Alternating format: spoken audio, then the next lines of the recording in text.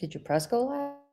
I would have to say world peace. Definitely world peace. World peace. World peace. What is the one most important thing our society needs? That would be harsher punishment for parole violators, Stan.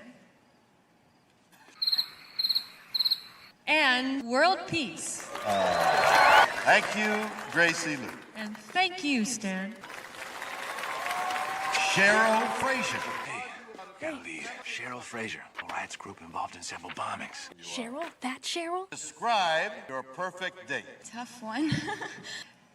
I'd have to say April 25th, because it's not too hot, not too cold. All you need is a light jacket. Right, now there is a hardened criminal. New Jersey, which means our new Miss United States is Don't take the car. Roginsky. Don't take the, Taste. Hold your pride. Jersey's going berserk. Hold to the sky. She stands for all that's good. And she's great. States. She's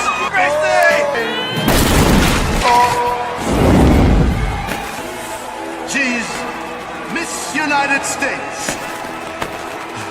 Okay. Good show, everybody.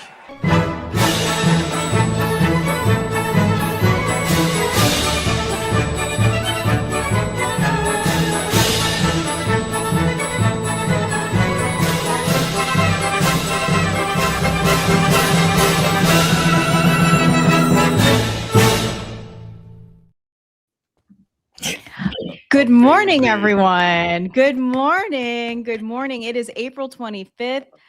It's not too hot. It's not too cold. All we need is a light jacket. I'm going to tell you why, because, well, first of all, welcome to Saturdays for Sanity. I'm Michelle Kinney. I'm here with Julie Roginsky, Lawrence Winter, and Dana Dubois from the Daily Whatever Show. We're so happy to have them here with us on Saturdays. But here's the big news, guys. Here's the big news. It is Julie's birthday. It is Julie's birthday. Happy birthday! Happy birthday to you. Oh, I need the Maryland version, not that. Yeah, that's true. That's true. That's Maybe the first later. time I've heard you sing. Just the tiniest bit, but I've heard you sing. Yeah, we're not streaming to Substack for some reason. I just saw. I don't. Yeah, it's for some reason not connecting. I don't know why. But here's the thing. Julie, I don't know if you want to troubleshoot that or not. That's up to you. But I wanted to give everybody a little treat today for Julie's birthday. A couple videos that I have put together, because one of my favorite things about Julie, other than the fact that she is super awesome and nice and a wonderful friend, she's also Russian and used to work at Fox News. And if you go on YouTube, there are so many videos of Julie on Fox News in her whole thing and talking about Russia. So I have two different videos that I want to show of Julie back in the day. Okay. Hot Mama Julie. Okay. Well, there's one. Go ahead, girl. All right. Let's all be the judge here. Let me play it and then we're going to talk about it. Julie Roginsky is a Democratic strategist and a Fox News contributor. Julie, what about that? What about the whole Russian reset thing and the hot mic moment where President Obama said he was going to have more flexibility? Well, there's one common denominator, right? George Bush came in, said he looked into Vladimir Putin's soul and saw a good person there. Barack Obama, it was actually Hillary Clinton when she was Secretary of State, that wanted to do the reset. Now we have President-elect Trump praising Vladimir Putin. The common denominator is this. They will always be let down by Vladimir Putin, because Vladimir Putin is an authoritarian despot who longs for the days of the Soviet Union's greatness and considers the West to be the perfect foil for convincing his own people who are struggling economically and living in an increasingly repressive regime that all their problems stem not from his policies but from the West. And so the West will always be the red flag for the Russians to use against their own people, or at least for Vladimir Putin. I will say this about the sanctions. They are, and I don't even call them sanctions. I don't know what this is. I call it a disgraceful and weak move by the Obama administration. Lindsey Graham is absolutely right.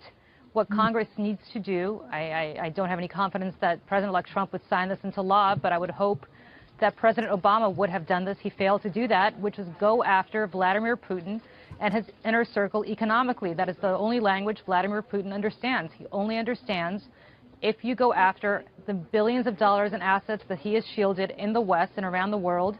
The oligarchs that prop him up and surround him have assets all over Western Europe and in the United States, including real estate fortunes and also personal fortunes and equity markets in London and the New York Stock Exchange.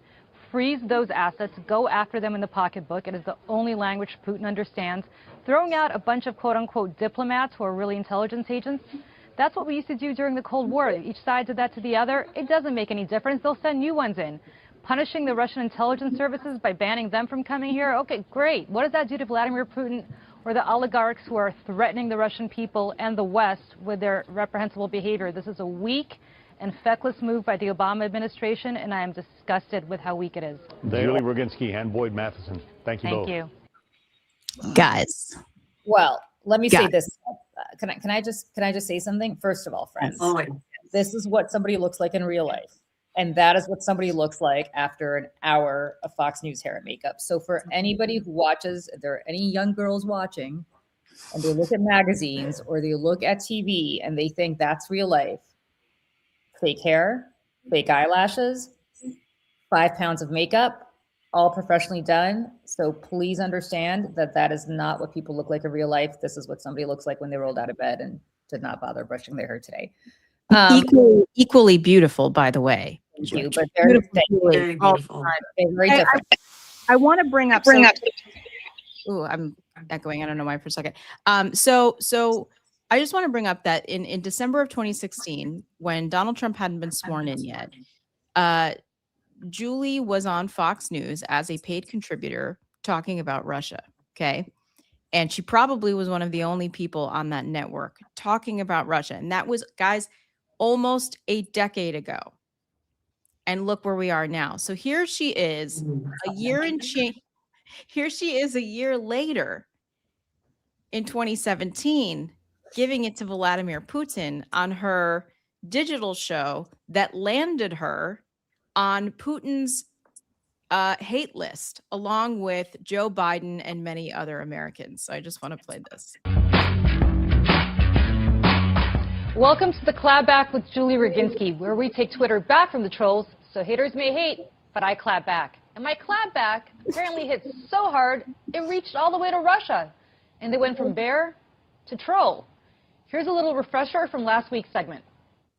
Программу Clapback с Юлией Рогински, где мы защищаем Твиттера от тех людей, которые нам посылают. For our overlords in Russia, and especially to Volodya from Leningrad, наша демократия сильнее, чем вы не победите.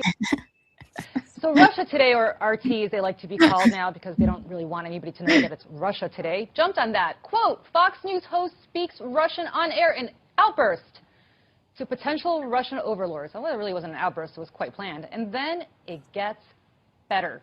Apparently Nick, or some guy claiming to be Nick, the press secretary of the Russian embassy here in the U.S., felt similarly, calling what I was saying Russia-phobia, to which I responded, quote, nice to be trolled by the Russian embassy, which apparently forgets how Soviets forced those in their sphere of influence to learn Russian.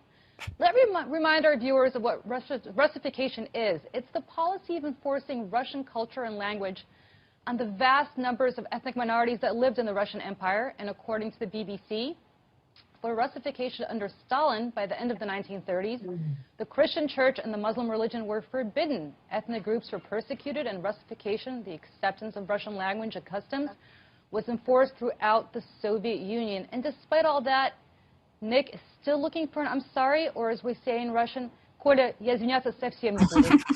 So I responded to that request with this tweet. Here's a deal. You apologize for cyber espionage illegally annexing Crimea, and I'll apologize for my Moscow accent not being what it once was.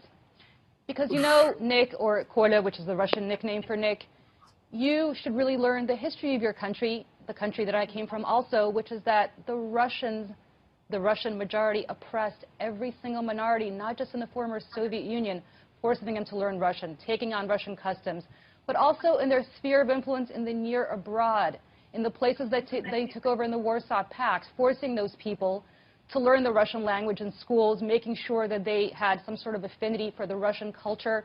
You know who knows that? Vladimir Putin, because he spent a lot of his KGB career in East Germany, and the last time I was in East Berlin, before they merged into one Berlin, there were a lot of signs there in Russian. Why would the Germans ever have to learn Russian if they didn't have to have any sort of Russification foisted upon them? So let me say it in English to our potential Russian overlords. Haters or entire governments may hate, but I clap back. I'm Julie Roginsky with Fox News. Amazing. Amazing. Julie Roginsky. Guys. Michelle, you did deep dives there on YouTube. Oh, I did. If only we had listened to Hillary Clinton and Julie Roginsky. This is what I'm saying. Now? Right. Julie tried to save us. Well, I will say this. That little dig at Obama that I made in 2016, I stand by, because they did not go after the Russians the way they should have after Russian election interference, which they did not take seriously. Yeah. And so shame on Obama for not doing more. And of course, we don't need to belabor shame on Donald Trump for being a Russian asset and stooge. Well, yeah. To anybody who said that I look a little bit like Melania in the chat,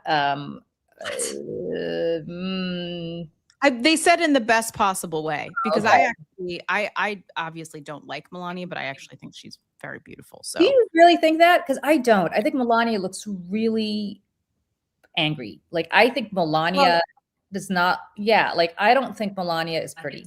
But when she smiles, I think she's pretty. I think she's got those. That sounds really sexist of me. That I shouldn't have said that. I think the character of One Soul absolutely affects, right? And she clearly is not a happy person and does not have a happy soul. So even when she smiles, she looks like she's sucking on lemons.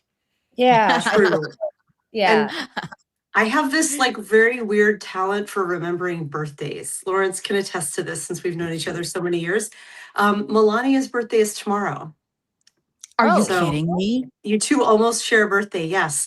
And she's a 1970 baby. So Lawrence, she's right between our two ages. Yeah. And I look at her and I don't see a peer. I don't even know what I see. Like she's had a lot of work done and just the rot in her soul. She looks very robotic to me. I mean, I don't want to pick on her looks. There's so many other things to pick on, but you do not. I don't see anything about you that looks like her, Julie. Not a fan. I don't know what's going on with Substack, because I did select destination, so I don't know what's happening there. So I apologize. I don't know. Yeah, I don't know. I guess it's not. This is more Lawrence's domain. I'm like learning how to link StreamYard and Substack and build them, but I always like bunk something off. So whenever we have a big show like yesterday, I'm like, Lawrence, please make the StreamYard go, because he's better at it. He's more experienced. No, it always works. I don't know why it's not working today. I tried it twice. So anyway, whatever. We'll live without Substack today. So friends, thank you for the birthday wishes. I am 53. I am very happy to be 53 because I don't have a problem with aging. I think it's amazing. That is me when I was 3 and not 50. That was 50 years ago. You're the cutest. You were the cutest. Look at you. And just so people know, her son looks exactly like her. Like, that is like the twin of your little kiddo. I mean, I say that like as, you know. You think so? Like absolutely. Oh my God. It does. He looks actually more like my mom. I feel like I gave birth to my mother's child. I feel like we like, yeah. Like I feel the same way about my older daughter. Yeah. Like the beauty skipped a generation. She looks so much like my mom. Yeah, he looks like my mom. And it's so interesting because when my mom was about, I would say 10 years ago, my mom was younger and he was younger. And he was very blonde. And my mom is not a natural blonde, but she was when she was little. She no longer obviously is. But when they would walk down the street, people would stop them on the street, literally stop them on the street to tell them how much they look like each other. Like in New York, which is crazy. Like, wow. Saying how much they used to look like each other. So yeah, I feel like my mom and I look alike, but he and my mom are like twins. It's yeah. You were very cute little 3-year-old Soviet girl. I know. Thank you. I was looking at that picture this morning and I was thinking, I remember that apartment in Moscow so well. And I remember one of my grandparents who I lived with took that picture. And I was just thinking like how much, as I think we all do when we reflect on birthdays, like how much has happened since. And I've had an amazing life. Like I have had just a crazy journeys throughout, my life. And if everything ended today, which hopefully will not, but I've had an amazing life. Like I'm so grateful for everything that I've had. I'm so grateful for this community that who knew when I was a little 3-year-old that something like the internet would exist and Right. we would build this community. And we talked about this on your show yesterday, Lawrence and Dana, but like the best part of Substack is meeting these incredible people. Like when would I have ever met you guys? Like Michelle, I've probably met anyway, but like the two of you, like right. We would never. have had to have been in New York buying chocolate babka at a very specific It's time. very chocolate, right? Nice follow through, Lawrence. Very Nice nice, follow Lawrence. And it's and not just you guys, but everybody in this community. I mean, there are people like Rosie from Melbourne, I think is where you're from, right, Rosie? There's I think you're from Melbourne. Oh, you're definitely Australian. I just don't remember exactly which town, but and all these other people from Canada, from all over the United States, from Britain. We have so many people from the United Kingdom. Your king is coming here on Monday to try to calm down and pacify our baby president. So like it's just incredible and knowing about people's lives and going through their struggles with them. We always have people in the chat who've just gone through something awful and the entire community just rallies around them because they've known each other for now the year or so that we've been doing this, a year and a half. So, I love it. And I'm so grateful to you guys. And Lawrence, I think you were doing some voodoo on me earlier this morning with some. I was going to say, if ever there was an astrological chart that was just like, oh, okay, I see it now. Oh, really? It's particularly, your chart is incredible. And I did more. take I a don't know look at anything it this about morning. astrology. You have no idea what you have unleashed here because Lawrence is like maybe secret talent on Substack because people don't know you for this, but you are an incredible astrologer. Really? Well, thank you. Yes. I'm fascinated by just like the way humans try to understand things, the systems we build. So like Chinese astrology and Chinese herbal medicine and Western astrology, like I'm just fascinated by, thousands of generations of shepherds stood on hills and looked at the stars and were like, when that one gets close to that one, the king usually dies or, something. Yeah. And that all kind of got codified. The first astronomers were astrologers trying to figure out the more precise, and so I've considered myself a very science-based person, but I love astrology. The problem with it is when I see a chart like Julie's, because Julie's chart, when I say things, you're going to be like, oh, cool. So you've met Julie and you looked at her Wikipedia page. Good for you. Like there are things in her chart that are so glaringly obvious. Like, gosh, you guys, she's got 0 degrees of Gemini rising. Like her entire presence is communication and having a quicksilver gift of being able to speak articulately and get her point across quickly. Like we just saw that in those video clips. Absolutely. Your rising sign, like Chinese. Gemini is, I know. I was like, I don't know what any of that means. But what is that? What is that chart? Let me put it back up. So this is your birth chart. This is your natal chart. Okay. And the easiest way to think about it is the line across the middle is the horizon. So everything on the top half of the chart is what was actually literally in the sky at the moment that you were born.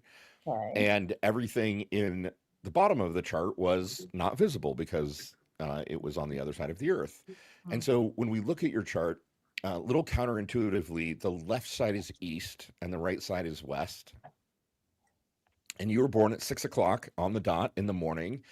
And because you were born in Moscow, the houses are really exaggerated because you were born at such a high latitude. So the sun was already well above the horizon, right? By the time you were born at 6 a.m. Okay. And And when we, you kind of chunk out the chart into houses, there are 12 houses, and they are related to and complementary to the 12 signs. And also they kind of serve a different purpose. And so an astrological chart is a really information dense object. So I can tell a lot of things about your personality, your life, the things that you were sort of born with advantages and opportunities, and the places where you've got challenges that you're working through. In this particular chart, the transiting planets are in red on the outer ring of the chart, and your progressed planets are in green on the outer ring of the chart. So what I can tell from this chart is who you are from the moment of your birth, but also what you're experiencing now through transits and through these slower astrological things called progressions, which is kind of, well, it's too complicated to explain. But basically, what I see here is somebody like,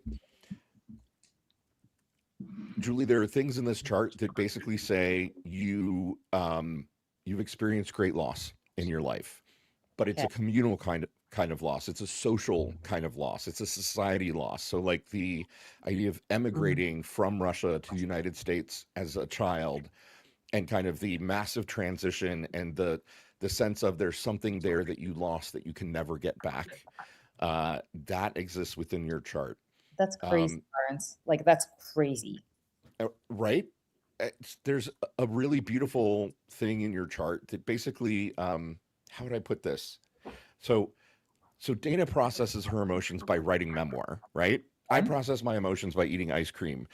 Julie processes her emotions by kicking ass and building things that are going to last multiple lifetimes. The way that Julie processes emotion is through achievement. You are born to be a star. And the biggest thing that I want to say to you, this is, above all other years in your life, the most transformational year that you are ever going to experience. Who you are right now will not be the same Julie that you are 1 year from now.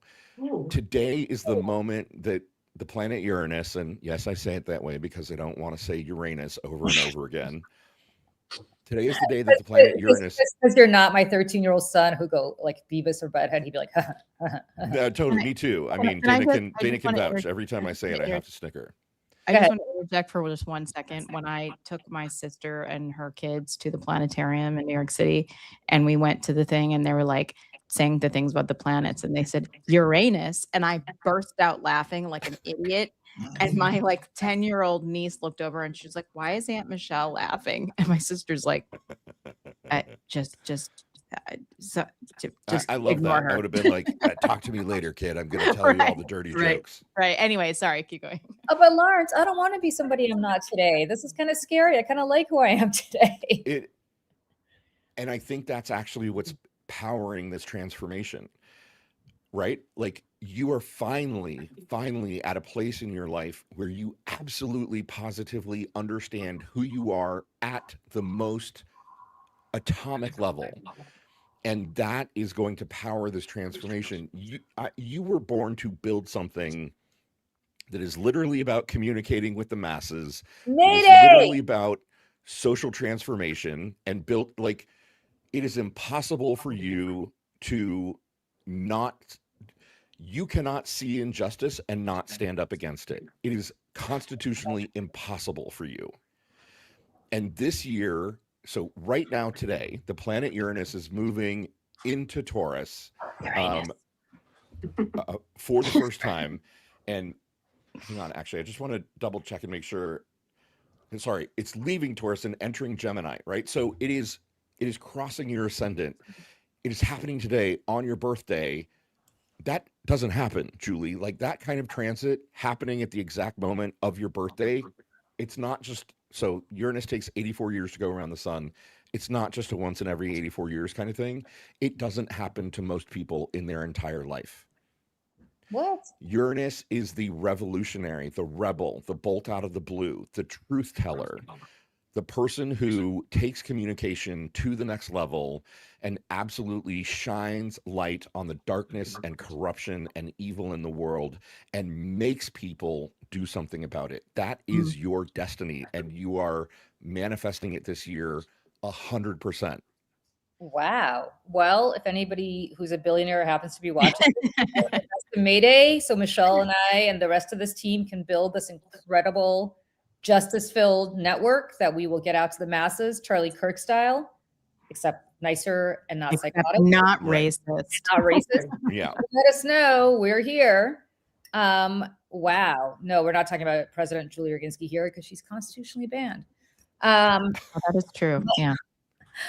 Lawrence, thank you. I'm a little scared because I kind of, it's funny. I woke up this morning and I was talking to my husband, who is fantastic, and Michelle knows him in every way. And I was basically saying, like, I actually lack for nothing. Like, I emotionally have, I have in my life, but I think most people spend their entire life chasing. Like, I am so fulfilled in my marriage and my son, if he just ever learned how to study, in my friendships, in my parents, as I think people here know, my mom's going through a tough time with her health right now, but still, in my parents, like, I have everything emotionally that I need. And it's almost a little scary because I think when you're not chasing something, you're not striving for something, you're just waiting for the other shoe to drop. And now you're telling me the shoe might drop. And so I'm a little scared. This is not a shoe dropping, Julie. Like, the message I want to leave you with is, this is the year that you finally are truly, completely liberated from whatever you've still been performing or hanging on to, that you were probably taught as a very little girl, in Russian society, in Western patriarchal, coming, whatever it is that has still held you back, even the tiniest smidge, you're done. You're letting it go. Wow. You're 100% liberated to be the person that you are destined to be. That is the kind of transformation that's happening this year. Love it. Wow. Well, we'll check back here next year and we'll see what happens. Mark it down. 25th, 2027. We'll all meet back here. It'll be next year. No, it'll be a Sunday. And so we will see on Saturdays for Sanity on April 24th next year what happened 364 days later, 165 days later. And I have no doubt that Michelle is going to go pull that clip of you saying just that. Yep. And then from the penthouse suite offices of Mayday Network, we'll be saying, we had no idea how auspicious Julie's words would be. And we'll open one up in Seattle for you guys. And our West Coast office. We're gonna have to get you out of Indiana. Lawrence would happily move for that, come to New York, Lawrence. What's the executive job? You've been here, right? I know I've said this to you before, and I think you freaked out. I've literally never been to New York City. Right. I am a 56-year-old gay man who has never visited New York City. Okay. We got to go to Chelsea, Lawrence. Here's what's going to happen, Lawrence. My BFF is a 55-year-old gay man, and he will take you to... and my bestie is a 44-year-old gay man. So we have all different places to go. Amazing. Places to go. And we will have the best time. So get on a plane. It is what's the nearest airport? Indianapolis? Is that the closest airport to you? No, Fort Wayne has an airport, an international airport, because there are flies flights that go to Canada. Or Does it fly to New York directly though? It does. Yeah, they're direct to New York. Oh, nice. Lawrence, I have a spare bedroom. Get on a plane. All right. Oh my gosh, Lawrence, if you make it to New York, I will also go to New York because I have not been in decades. Okay. Get on a plane. There's no excuse. Dana, get on a plane. There are definitely flights from Seattle to New York. I know because the last time I flew from Seattle to New York, I got diverted to, where did I get diverted, Michelle? Somewhere by where you grew up. Rochester. I was like, go get a garbage plate or not. I don't know what was going on. There's some sort of storm. We're circling the airport in New York, and they're like, yeah, we can't land. We're going to divert you. And I was like, great. I'll divert us to Boston. I'll spend the night in Boston seeing my friends from college. This will be great. They're like, no, Rochester, New York. I'm like, what the hell is going on now? Yeah. Post-industrial Rochester, New York. Yeah. So the, my graveyard for Kodak, you know. Yeah. So Dana, if you don't end up in Rochester, New York, on your flight back from Seattle,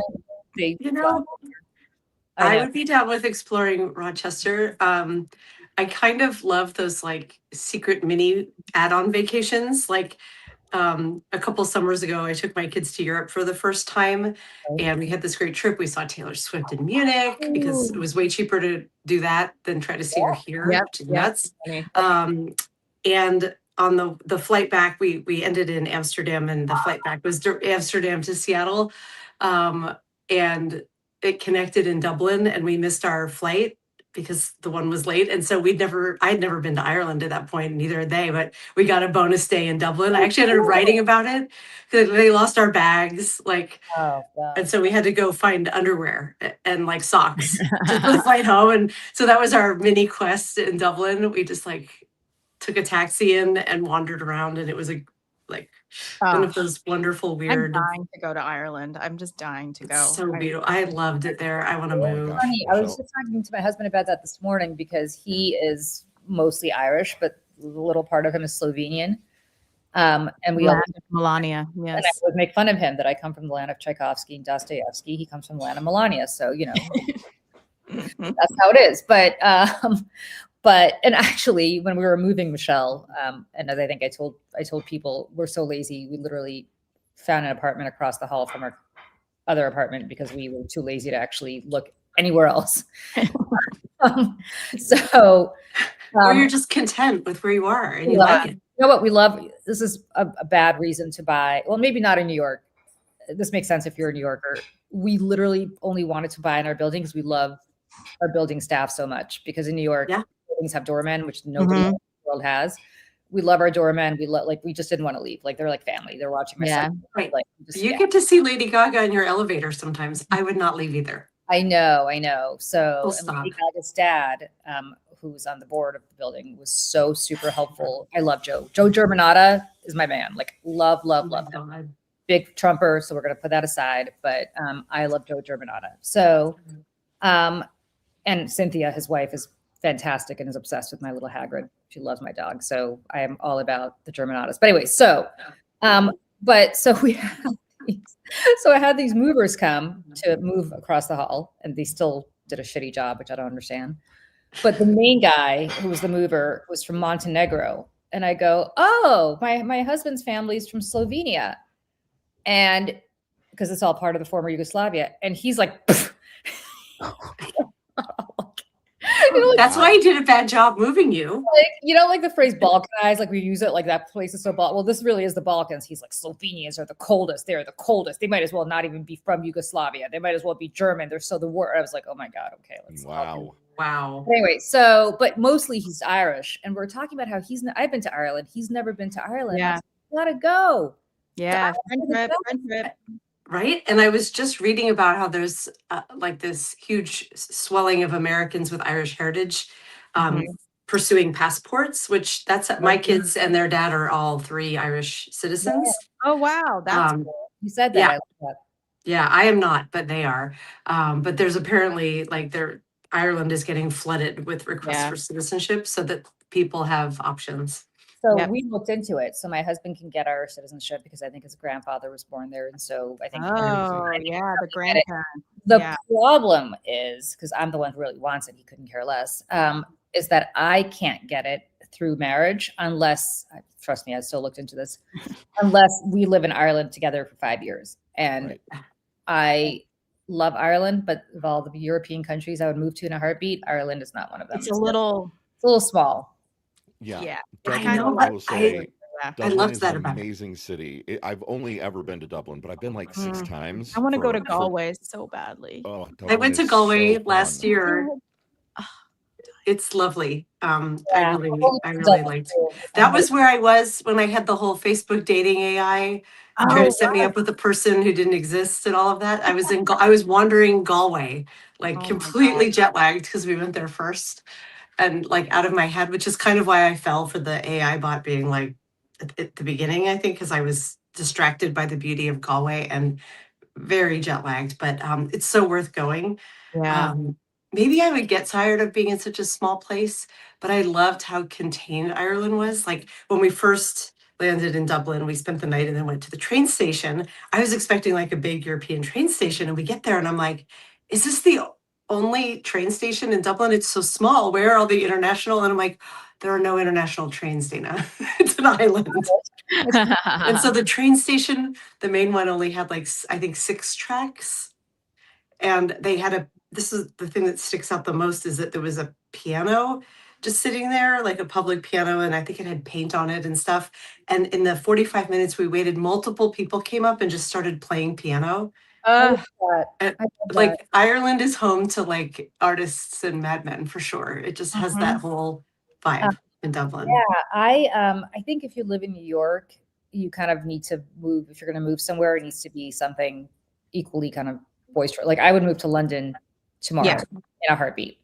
I would move to Paris, I think. I mean, I'd move to Paris because my family's there, but I think I would have a language barrier, but other than that, language barrier aside, like I'm thinking about cities that I'd move to. Like I'd move to London. There's no language barrier. I'd move to Paris. I'd move to Tokyo, like that. Like I know you love. I love Japan. Like love Japan. You cannot move to Tokyo. I think Tokyo is like impossible to move to unless you're Japanese. But yeah. I really wish right now that if you think Ireland is nice, look up Wales. Right. It's totally giving. Remember those ads in the 80s that were like, if you like Elizabeth Taylor's White Diamonds, yeah, Debbie you love Gibson Elizabeth Sparkles. Do you remember her commercial for White Diamonds? Like I've always had luck, or these have always brought me luck, and then she kind of throws. Oh my God, that is like deep core memories you're triggering. You remember those though? Oh yeah, for sure. These have always brought me luck. I first of all, Elizabeth Taylor, what a legend. What a legend. I mean, truly, I mean, I'm obsessed with her in every way possible. All the husbands, all the diamonds, all the eyelashes, because she's got 2 sets of eyelashes, and that's why she looks her eyes. But anyways, really? She does, yeah. Like she naturally had 2? So that's why her eyes were always so, you know, her eyelashes always looked so amazing. Was that? Okay. Also, because they were purple. Right. Yeah, she had violet eyes. She was such a beautiful, beautiful woman. And also just like such a good heart during like the AIDS epidemic. She was like, she stood up for the gay community and for people with AIDS in like a way that like a lot of people weren't and didn't have the courage to do. And I just think that she was such a good person. In addition to all that, but I'm seeing the Wales here, and I just have to say, the Welsh, the home of Matthew Reese. Michelle is becoming a grade 1 stalker with Matthew Reese rewatching The Americans. Like, oh my gosh! If I were Carrie Russell, I'd start to get a little nervous. Listen. I stepped foot in Brooklyn. I get it, Michelle. I'm with you. He is the most charismatic man that was walking the face. Oh my God. I've never seen it. No. I'm going to show you, and you're going to understand. Just happened to have a video queued up. I just happened to. Well, it was on my phone. And I was like, you know what? Let me see the way. It was on my phone because I was staring at it like this, being like, maybe just as I was going to sleep. Oh, look at him. Anyways, my name is Matthew Reese. Wait, what? Sorry. I'm right here. Okay, hold on. There we go. My name is Matthew Reese, and some of you might have thought that I am indeed American. Others might have thought that I was indeed Russian. For all of you to know, I'm neither. I am indeed Welsh. Dwi'n Gymro Cymraeg. Now, we here in Wales have heard you're celebrating a rather large birthday, and enormous congratulations on your 250th. However, I do believe that some of this celebration rests squarely on our shoulders, the Welsh. Gadewch mi ddweud wrthoch chi pam. Let me tell you why. Where to begin? Some say that the United States was discovered by a Welshman, Madoc, way before Columbus. Frank Lloyd Wright, one of your greatest architects. Griffith Jenkins Griffith, one of the true pioneers of Los Angeles. Camp David, named after our patron saint. The liquor you drink, Jack Daniels. Let's talk about your Declaration of Independence and how many indeed signed it with Welsh heritage. Francis Lewis, instrumental in the revolution. Sam Adams, Thomas Jefferson. So, you owe us, America. Yes, we'll help you celebrate your 250 years, but you should really help us. Noble brothers and sisters, do the little things which you have heard from me and which I have shown you. Celebrate our patron saint's day On March the 1st. St. David's. So you're probably wondering how. Let me tell you. Gwnewch y pethau bychan. Do the little things as he told us to do. Wear a leek. Eat a leek. Wear a daffodil. Eat a Welsh cake. Share a cwtch. Cuddle. Celebrate St. David's. Have a very great St. David's. A dydd Gwyl Dewi hapus iawn. Indeed, to goodness, it's been a very good St. David's Day today. Da bochi. I mean, Yeah, seriously. Did he just say share a cuddle? Yeah. probably. Yeah. I volunteer as tribute. Yeah. He But speaks fluent Welsh, and he taught it to his kid. Michelle, you know how I'm one of those really annoying people who has to say something when it's historically inaccurate? Oh boy, Yes. here we go. Here we go. I'm telling you, it was in her chart, right? She's constitutionally incapable of not correcting the record. David was named after David Eisenhower. Wasn't named after St. David.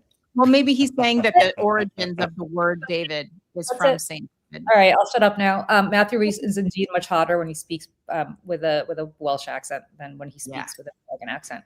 Yeah. This is how, what I'm how is saying. his Russian? His Russian is terrible. Yeah. Really bad. They usually dub it on the Yeah. show. No, the first time it wasn't dubbed. Like the last episode we watched, Yeah. it was not dubbed. It was terrible. Well, in next week's episode 7, definitely dubbed because it's a flashback to his, original love back in. I'm sorry. Then that's the one because I watched ahead. Yeah. Not dubbed and terrible. It's not It's, dubbed. yeah, it's not No, good.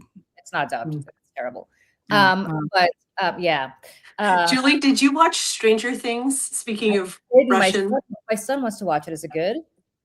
it is worth watching, but there is a subplot that goes off into Russia, and there's a character who is American and kind of comedic relief and a helper, and he out of nowhere speaks Russian. Okay. But I looked him up, and he is not a Russian speaker, so I suspect his Russian is quite poor, but I have no way of knowing. So I was going to ask you if Murray's Russian was legit or not. I only watched 1 or 2 episodes of the hockey show that Michelle told me to watch until my husband's like, turn this off. What's it called, Michelle? Heated Rivalry? Heated Rivalry, greatest show on television right now. Yeah.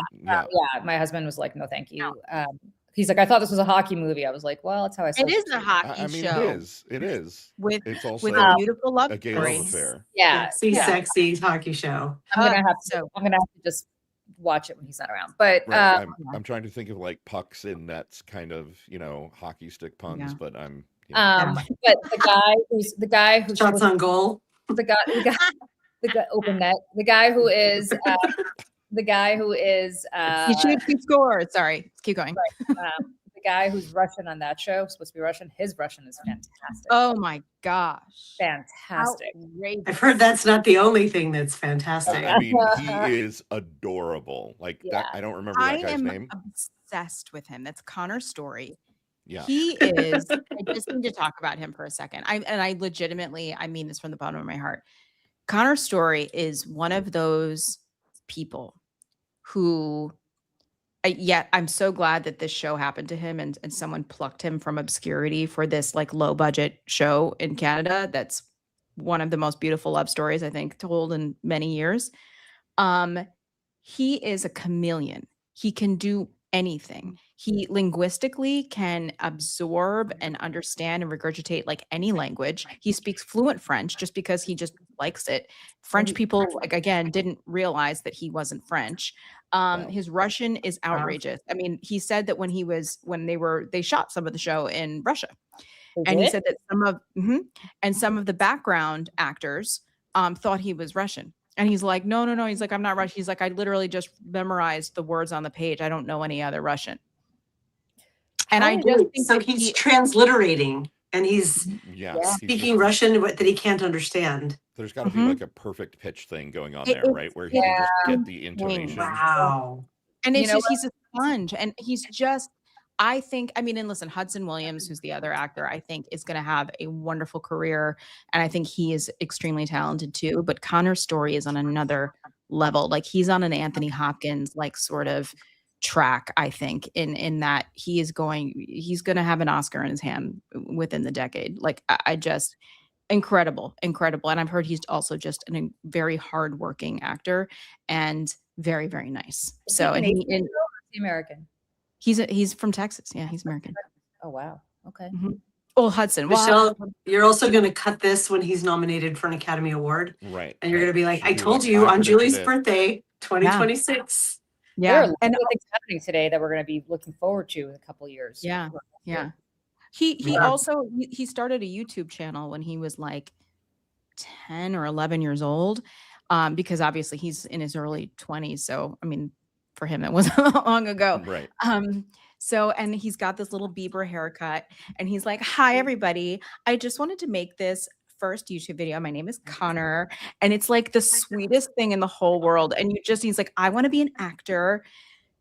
And he's gay in real life. Yeah, Hudson is not, but he is. Oh, yeah. Okay. And he's just, listen, at the gay clubs in New York, there's like these videos of Connor Story, like doing gymnastics in his backyard to Madonna. And like, they play it on the biggest screens of him. You have to come here, Lawrence. I know, honestly, so I was just, Michelle, you're selling clearly we're going to hang out and just like cruise guys together, right? Yes. I mean, like, don't tell your husband. We're going to totally be like, what about him? What do you think? Yeah, trust me. I mean, I'm a good wingman in that. I'm a great wingman in gay clubs. All right. Yep. We're going to go to New York. I'm going to have the 3 hottest wing ladies I could possibly have going to the gay clubs. Oh my God. Y'all, this sounds so fun.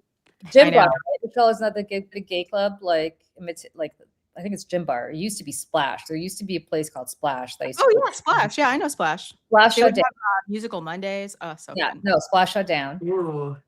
Splash used to have these guys in diapers dancing on poles, pretending to be like Eros. Like, did you ever go to Fairy Tales in Hell's Kitchen? Maybe like, because I know I'm a little younger than you, but Fairy Tales was on like 10th Avenue and 49th or something like that. I know there's Gym Bar in Hell's Kitchen, which everybody goes to. I know Gym Bar, but Fairy Tales, all the guys were dressed as fairy tale characters, like slutty Peter Pan, slutty Tinkerbell, slutty Cinderella, all dancing in the bar. It was always the last stop. My friend Craig and I, on his way back to his apartment, only in New York, because you have a bar so specifically themed. So neat. I know. It's so great. And then there used to be a lesbian club. When I used to live in Greenwich Village, they're still there. There used to be a lesbian bar down the street from my house. And I would go there with my lesbian friends. Nobody would ever hit on me, which was a little insulting.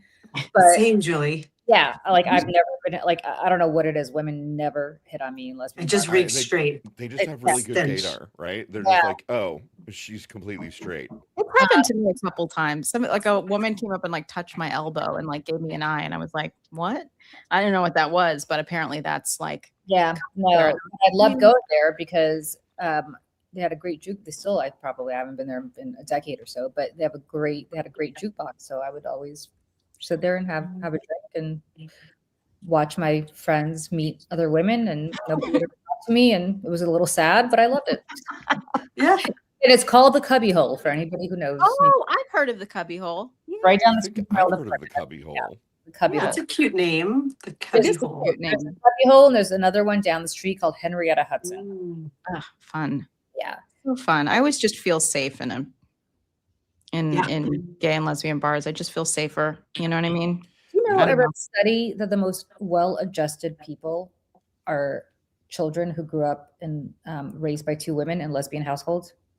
This is a working theory of mine, Julie, because my college boyfriend, who I was with for years, and my daughter's high school boyfriend, both raised by 2 women, 3 in her boyfriend's case, 3 women. The best men are like date men who are raised by lesbians. Yeah. The best men. Yep. Mm-hmm.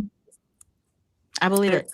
It's pretty niche. So if you're already looking to scarcity, like that's a pretty high bar. But if you can find it, if you can find them, the best men. Mm-hmm. Love it. Mm-hmm. Love it. What else, you guys? What else is going on? I'm very bummed about Substack today, but it is what it is. You know, the White House Correspondents' Dinner is tonight. tonight. Let's talk, guys. Let's you know, the thing that makes me crazy, I mean, many things make me crazy, but do you remember when Michelle, what was her name? The comedian Michelle. Oh my God, I follow her. Oh my God, yes, Wolf. Michelle Wolf. Maybe she's born with it. Maybe it's lies. Right. Honestly, that was like peak White House Correspondents' Dinner, and she was so good that it like shut it down. Like they have not invited many comedians since. Like they had like Ron Chernow the next year, and I'm like, ooh, I mean, he's great and everything, but like, you know, low stakes. Tonight it's a mentalist, whatever that is. What does that mean? I don't know. It's like a magician or something. Like I don't know. stage hypnotism. I don't know. Yeah. You guys, in my Fox, speaking of Fox, in my Fox days, would get invited to this thing, and I never went. And I am offended mortally by this entire thing. I always have been, and it is because it is the definition of incestuous bullshit. Like everybody shows up. TV is the most backbiting. Like, I worked in politics, I worked in television. Television's worse. Like, it is the most backbiting, awful medium. The reason I love Substack so much and love YouTube so much is that you're not competing against each other in the sense that we're not, you know, like you could go back and watch. But if you're on Fox, for instance, that means you're somebody has to watch you as opposed to watching MS or CNN. Right. So therefore, like, you know, whereas like the beautiful thing about what we do is you could watch us now, you could watch us later, you could watch us never, like it doesn't matter. Yeah.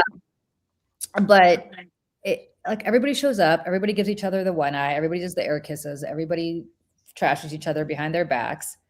And what we were talking about with Jeff Jarvis yesterday on our media show, which airs 11 a.m. Eastern every Friday, is breaking news. Right after the Daily Whatever Show. Sorry, right after the Daily Whatever Show. When you're done watching the Daily Whatever Show, flip over to Mayday for breaking news.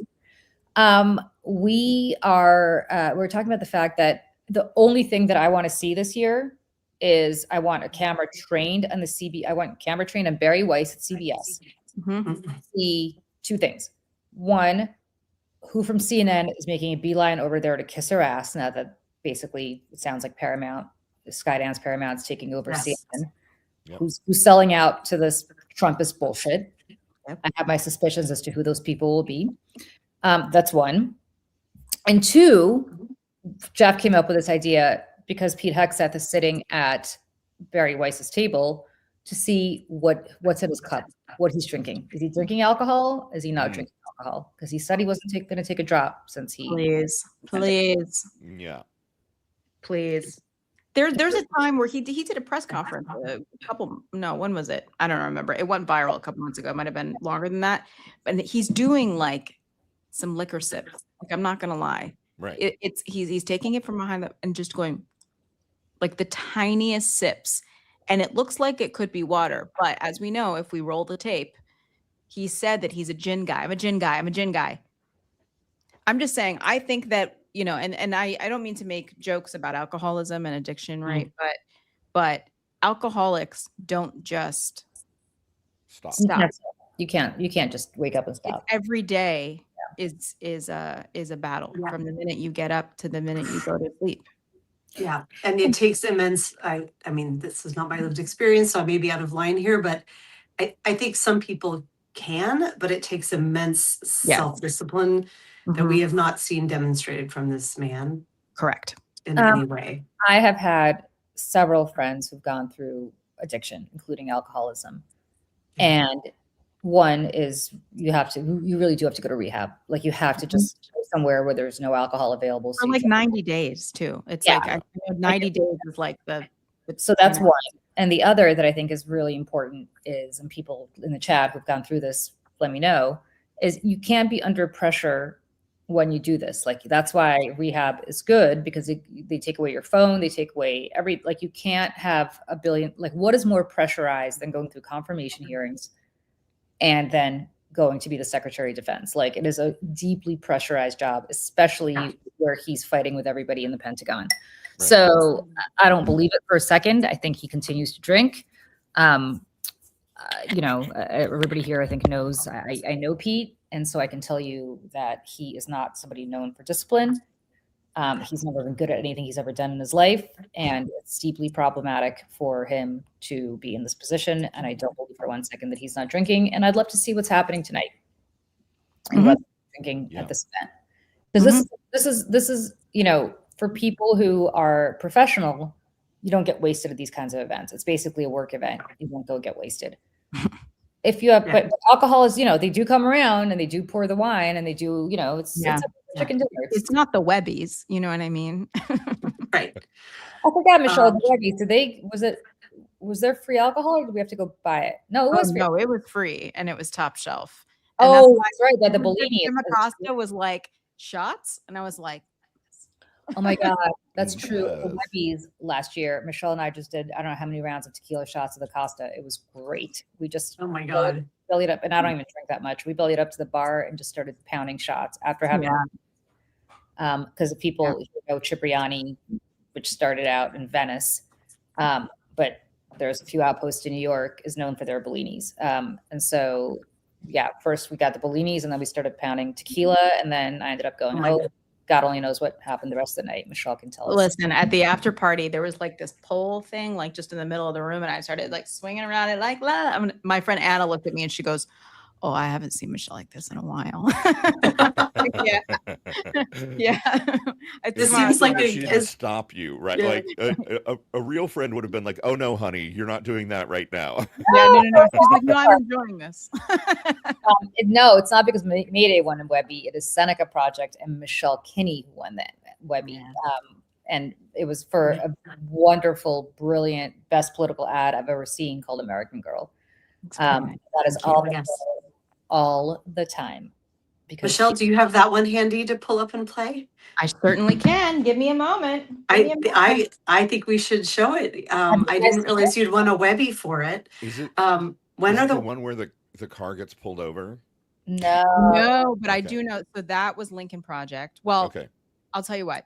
Midas Touch put that out in 2021 after the Texas snitch law, right? Yeah. The bounty hunter thing.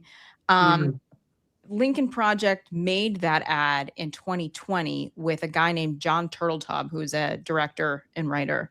And they at that time, they were just like pumping out so many ads and they would give them to people because they're like, And at the time they said, this is so far-fetched that we don't think that we can do anything with this. And so they gave it to Midas.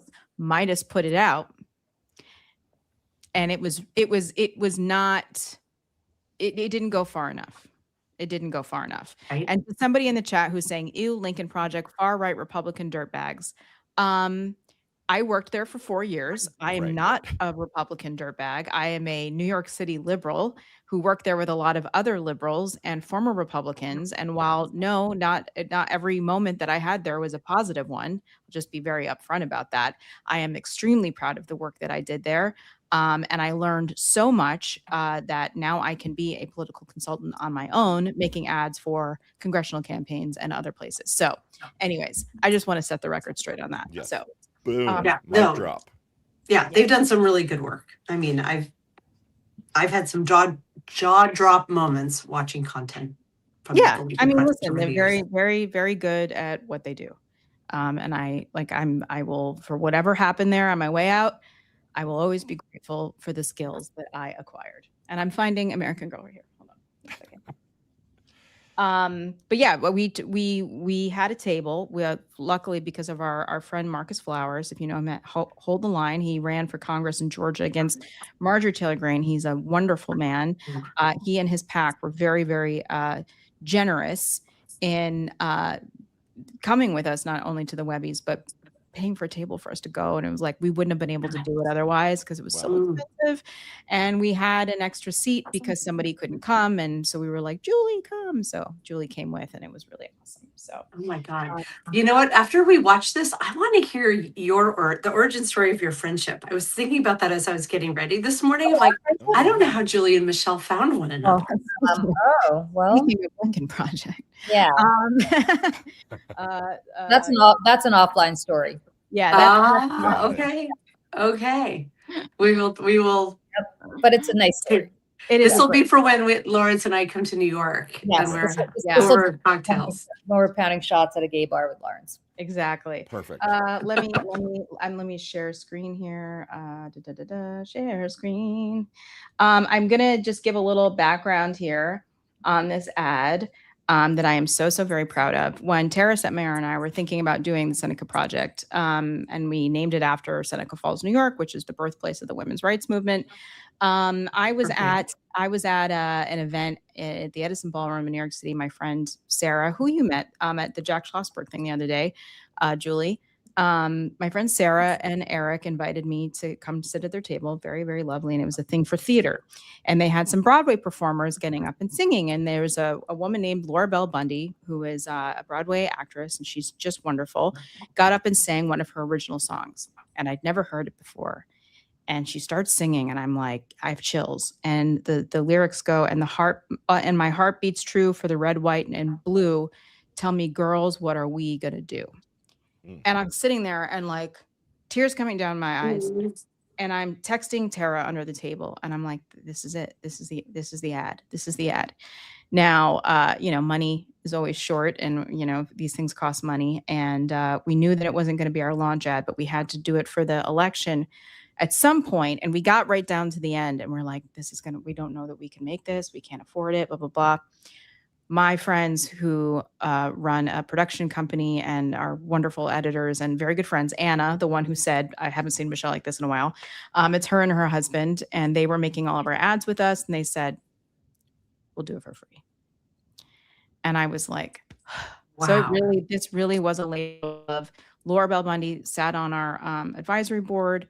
She and her other co-writers really, in a lot of ways, gifted this song to us. It's the best thing I've ever done.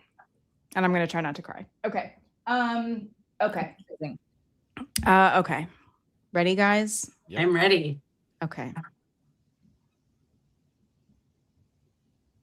Women's suffrage is a long story of hard work and heartache crowned by victory. Was it so hard being an American girl? Women throughout the country are committed to winning these rights for themselves. Was it so hard living in a first problem world? I'm Connie Chung, CBS News, New York. When the American promise is the land of the free, but I'm waiting for the bill for the air that I breathe. Was it so hard being an American? I do. I pray that we all remember our children are watching. Every heart beats true for the red, white, and blue. Tell me, girls, what are we gonna do? Every heart beats true for the red, white, and blue. Tell me, girls, what are we gonna do? Every heart beats true for the red, white, and American girl. What are we gonna do? While I may be the first woman in this office, I will not be the last. Every heart beats true for the red, white, and blue. Tell me, girls, what are we gonna do? You guys, Michelle Kinney is the most talented person we know. Oh my God. I know. I'm like, oh, I've seen that 1,000 times. And it's still, wow. I haven't seen it in a while. So that's the one. I got all teary too. And then maybe this is fitting. I got distracted because I muted myself so I could say goodbye to my daughter who's leaving to take her practice AP World History exam. Oh, good luck. And I was like, it's tough being an American girl. Especially if you take the 18s, which are tough. I know. This one's just the practice test too, but like my kids getting out the door on a Saturday morning to go do that. Yeah. These American girls, man, they coming of age now. Tough. They've got their work cut out for them. Well, Michelle won a Webby for that one. Seneca won a Webby for that one. Yeah, But so proud of you. totally iconic. Michelle, I mean, I have done campaigns for a really long time, and that is by far the best ad ever that I've seen. And I said that before I ever knew Michelle. It is just amazing, and we're so grateful. Thank you. And it was really important to me that I put that picture of Gretchen Carlson in there. And this is, again, before I knew Julie. There's a picture of Gretchen Carlson with Joe Biden signing the legislation that Julie helped to get passed to protect women in the workplace. And every single frame was very carefully chosen. Oh, you every clip. Clearly. I wanted Connie Chung in there. Like, she was my hero as a kid. She saw it. She sent us a message. I'm super Spielberg saw it, right, Michelle? Didn't Spielberg see it and he loved it? So here's the story. So, again, this was like last ditch effort, week before the campaign. I think we released it on a Wednesday or Tuesday. It was Thursday before the election, and all of a sudden my phone started blowing up. Everybody is sharing this ad. Ellen DeGeneres, Julia Roberts, Julia Louis-Dreyfus, all these people. I mean, I'm like, what is going on? Like, holy shit. And we just start hearing from everybody. Like a bajillion hits everywhere, right? It would have been nice if some of these celebrities had reposted it with our tag on it, but it is fine. Whatever. But that wasn't the point, right? The point was to get the message out. And we get this email on Friday from somebody saying, I'm trying to get a hold of somebody at the Seneca Project. I'm a legit person, I promise. She gave us her name, and she was like, please write us. I wrote her back, and she works at Amblin.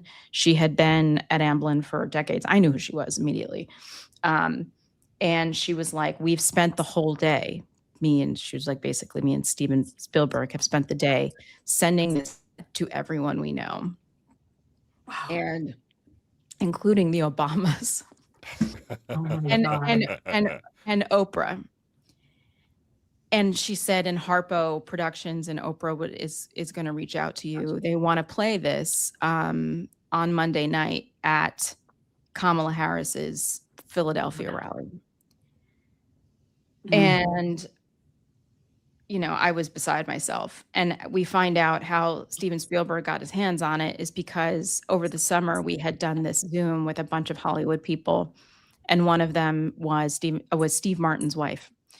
And so she followed us and stuff, and I forget her name, and I'm so sorry that I don't remember her name offhand, but she obviously gave it to her husband, and oh my God, look at this. They are besties with Steven Spielberg and his wife, and that's how it all got out there. And Stringfield. Right. And Oprah wanted very badly to introduce Kamala Harris in Philadelphia with this ad, but as internal politics on campaigns go, it didn't end up happening because will.i.am had some song and he was a donor and whatever else. So they played his thing, and so it didn't end up happening. But Tara and I did go to Philadelphia anyways, and we sat very close and got to experience the whole event. And it was really, it's just like it's like lightning in a bottle. I don't know if I'll ever have something like that happen to me again, but yes, you will, because you are so talented. And for anybody who, like, one of the, Michelle and I talked about this the other day, the difficulty of what we're trying to do with Mayday, and you guys know this because you have the exact same thing with your daily, whatever show that you're doing every day, is when you're trying to produce something and be in air and do clips, which Michelle, I mean, I just show up and talk, right? Michelle does all the clips. Michelle is like production maven here. I am completely talentless, and Michelle has taught herself how to do this. And if I were not such an asshole, I'd teach myself how to do it. But the point is that what that does is takes away from time that Michelle would have to create stuff like this. And I know, Michelle, because you're so creative, how bottled up in you all of this is, and how many great ideas you have, and how if you had 36 hours in a day, not 24 hours in a day, that you would be creating more of this content. And it's a loss, I think, to to the world that you're not doing that right now, which is we're working on getting a few interns for the summer to help us with clips and stuff. And again, you guys, you know this, like we're all chasing the same dollars, but I mean, God, if we just had the funding to do this, Michelle could focus on somebody mentioned the Mr. Rogers video in the chat. Like Michelle did this Mr. Rogers video that was equally brilliant. And you did one for baseball season that was equally brilliant. And they're all like, you watch this and your heart starts to swell and you start crying. Absolutely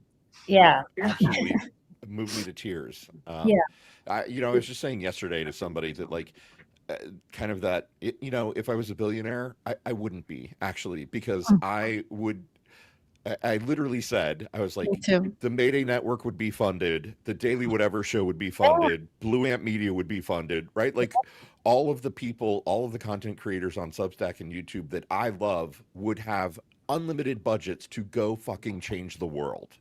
And I gotta tell you, to all of these Democratic donors who send money to individual campaigns and super PACs, because that's really where the big money is, like it is important.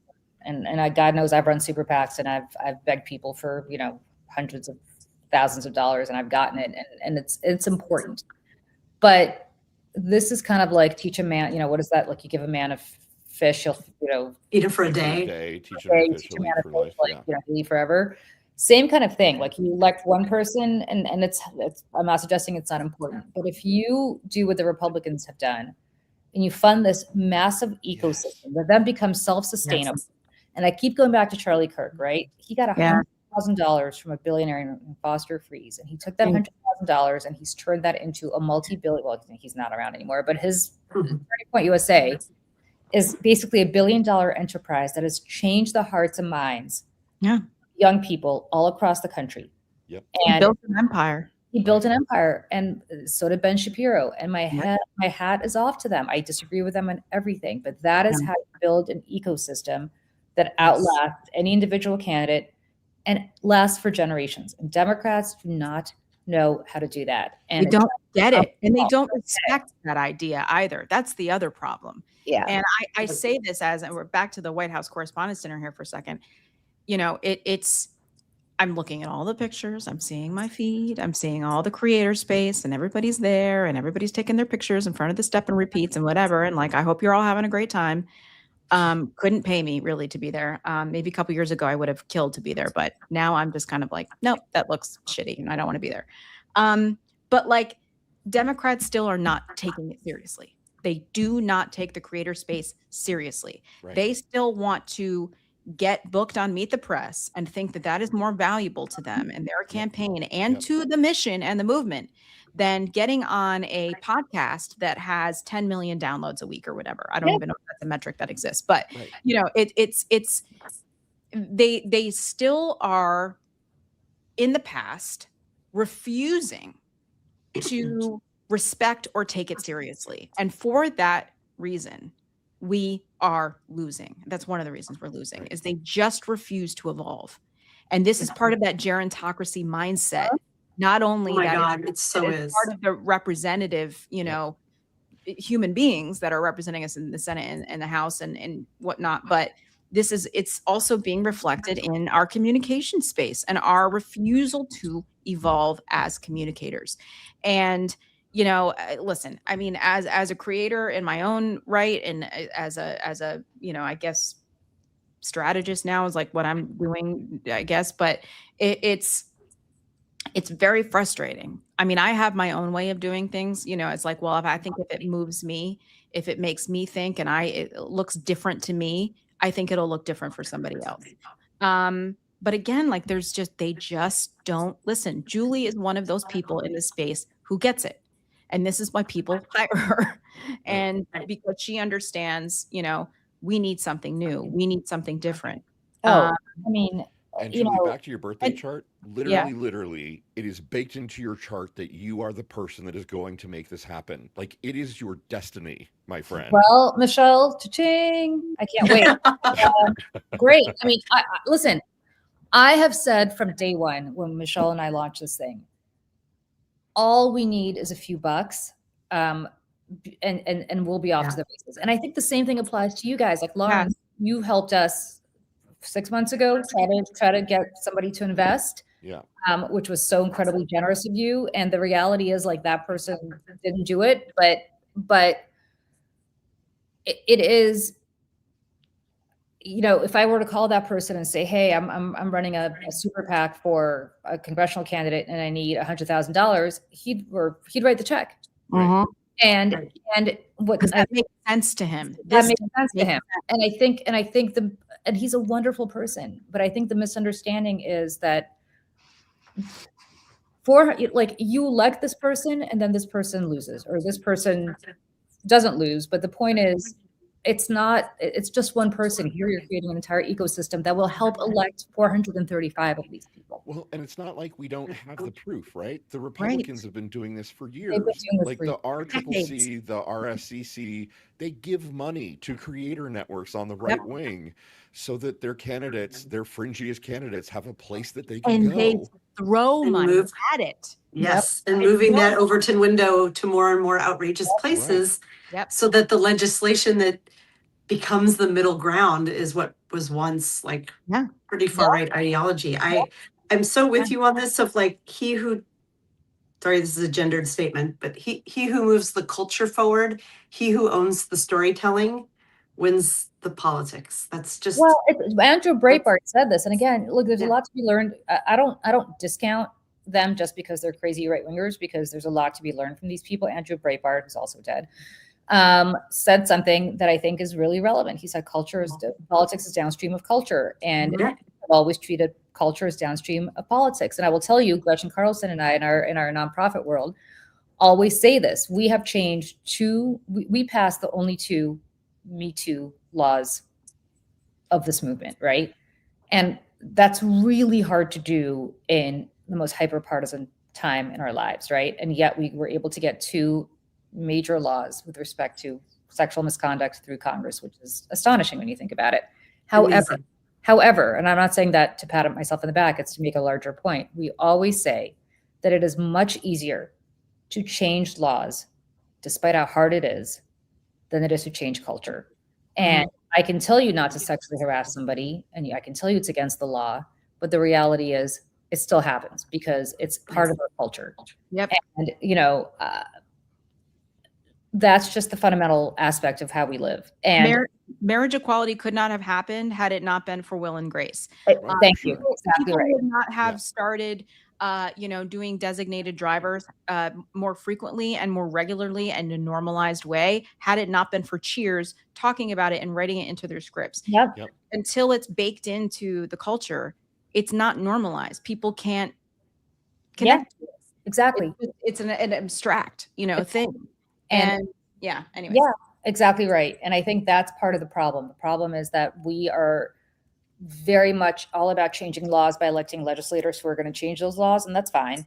But we're not about changing culture. We're not about making things acceptable. And like, I think about the Cosby Show for those of us who, the Gen Xers on the show, right? Like the Cosby Show. The Cosby Show. I mean, forget Bill Cosby's horrible personal trajectory. But think about the show, right? Before the Cosby Show, you had Good Times, and you had, all these other shows in the 70s that were wonderful, but Norman Lear. Maybe the Jeffersons were actually even before the Cosby Show, but even the Jeffersons had this poor Black couple somehow, getting rich because, he sold a bunch of dry cleaners or however George Jefferson got rich, and, moved on up to the East Side to a deluxe apartment in the sky, but he still came from nothing. Here, the Cosby Show, you had a doctor and a lawyer, who were highly educated and who were as educated, if not more educated, than the white people who were on these shows at the same time, right? More educated than Ted Danson's character in Cheers, more educated than I forgot who else was, Family Ties or whoever. And it changed the culture to show that Black people were not just people who were working in a garage, or, working some menial job, but also were able to be, anything they wanted to be. And that was such a cultural shift that there's no amount of legislation that you could pass that would change that in people's minds the way that Bill Cosby did. Yep. And that's why storytelling is so important. The work you're doing, Michelle, that one video that we just watched, like that moves more hearts and minds, right? Than yeah. Tara and I had a meeting with a bunch of women. Now I've just, to be totally transparent, I've stepped down from the Seneca projects to focus on this. But before I left, this was sometime last year, we had some Zoom with like a bunch of women and, who work for the State Department and and we played American Girl, and I looked at their faces, and there was this one young woman, I can't remember her name. I say young, she's probably 35. And I looked at her and she had her hand like this on her face and she was sobbing. And it still gets me, like seeing her. And she was like, I remember this. She's like, I remember this ad. This is the most important thing. And she just was like, couldn't breathe. She was crying so hard. But that's and I just want to say this quickly, and because this is not about me, but a little bit is, but I say this as a woman who, tried to change careers and changed careers later in life. And I'm always people doing at any point in their life, it's never too late. And I did. And I worked harder. And my whole thing has always been, I will work harder than everyone around me. I might not be as talented. I might not be as smart as the people around me, but I will work harder and I will show up and I will be there more than anybody else. Because when the door opens, I want to be there and I want to be able to walk in. And that's what I did for 4 years. And listen, there were people who spent a lot of time and resources and capital trying to make sure that I didn't believe in myself and that the other people around me did not believe in me, because I was just a paper shuffler and I just, I just checked boxes and I just, made the trains run. And, Michelle's great and all, but she's not a creative director. I mean, come on, this isn't an agency. A lot of white men spent a lot of time making sure that they would discredit me. And for that, and that's why the work that I did at the Seneca Project, I will be more proud of than anything in my entire life, because I won't say it because I don't say the F word on the show because my parents watch it, but it's but there's a whole lot of people that I will be very patient, and that the day will come that I will be able to shove this in their faces and say, screw you, you had it wrong. And I'm going to be the one who's on top at the end. Well, because that day's already come, because that American Girl ad is you. And I don't think you need to prove anything to anybody anymore. Like it's I feel good now. I'm like, okay, I can do this. I can do this. And I don't need the validation from some old white guy who, is going to tell me that, you don't belong here. I have to plug my computer in for some reason. I'm plugging my phone in. Same. I actually don't know the answer to this, but does the Mayday Network have plans to make use of this talent of yours, Michelle? Because you are amazing at producing these shows. You and Julie are fabulous on air, and that's helping to move the world forward. But what about your specific talent around storytelling? Yeah, from short form video. It's I've made some rapid response stuff like the Shohei Ohtani thing. So Shohei Ohtani during the playoffs last season, I think it was like game 5, right? Of that particular, I can't remember, what is the Dodgers in? What are they in? Whatever that league Girl, is. you're asking the wrong person. Yeah, whatever the league is. Me and sports ball don't know. What are you talking about? What? National League, American League? I can't remember. It's the Dodgers are in which one? I don't remember. They're in the National League. Okay. So it was like game 5 and he hit home run after home run after, and he pitched. And they were saying it was the greatest game ever played. And the thing about it is that Shohei Ohtani's not American. He is from Japan. And he worked his whole life knowing that he wanted to come to America to play this game that he loved. And it was a bigger story than just the greatest game ever played. It was a story about how a young Japanese man, an immigrant, came to the United States to play this game that is our American pastime. Right. And this was at a time Right. And this was at a time when ICE was ramping up and all this stuff was getting worse. And it was like, we have to look at things through that lens, because the American dream does not have a birth certificate. It has a heartbeat. And that is who we are. That is who we are. And so I made that. And that's one of our biggest performing videos that we've ever put out at May Day. And I was like, because these are just the things. Again, such a good ad. Thank you. Well, it's just like, those are the things. So listen, and if I had more time, we had resources to hire people to produce our shows and to make clips and things like that. But to Julie's point, like, that's what I would do. I mean, I have a bigger plan here of Mayday films. I want to make Mayday films. I want to be able to fund independent films, and, the future is YouTube. And it just is. I mean, I don't know if anybody here watches Somebody Feed Phil on Netflix with Phil Rosenthal, who is the creator of Everybody Loves Raymond and stuff. Good friends with Norman Lear, to bring it full circle. And his show that's been on Netflix for 8 seasons or whatever is moving to YouTube next year. Yeah. That is where everybody's going. Well, do you guys want to hear a crazy story about these films?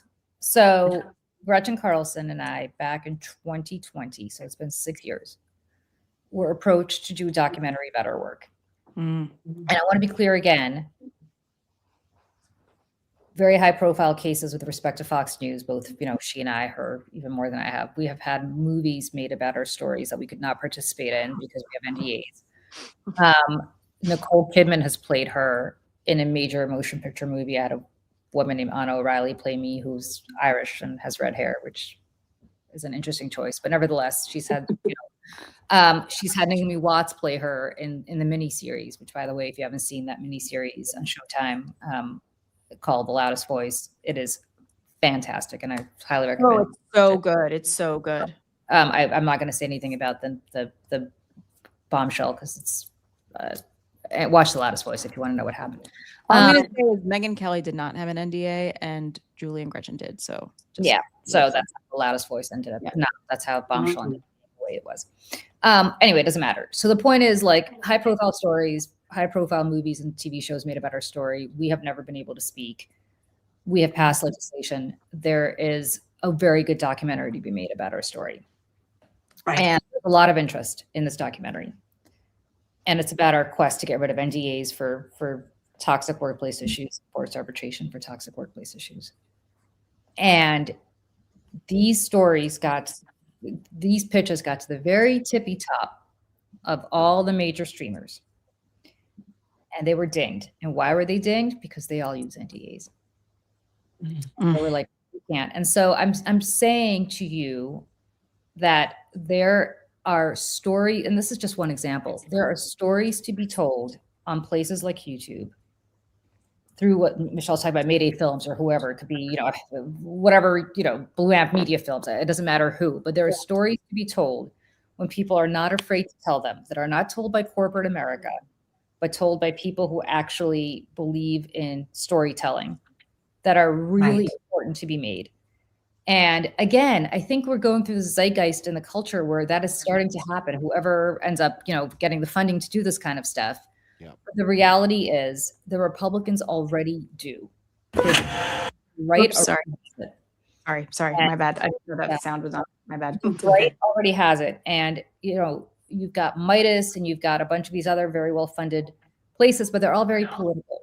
And I think that there is not enough emphasis on how, again, politics is downstream of culture, and how you have to do cultural stuff in order to bring people in who might not otherwise listen to you. And that's why we're doing the American Rewatch, because I don't care what political party you belong to, people love the Americans, and so on. So all of it is really important. Well, and also, I mean, I like to watch underdogs, and I like to watch people who are maybe on the outside, who don't have rich lawyer dads who give them $3 million to start their podcast network. And the guys were all really smart, but they're DC guys. Like, I want to see some scrappy,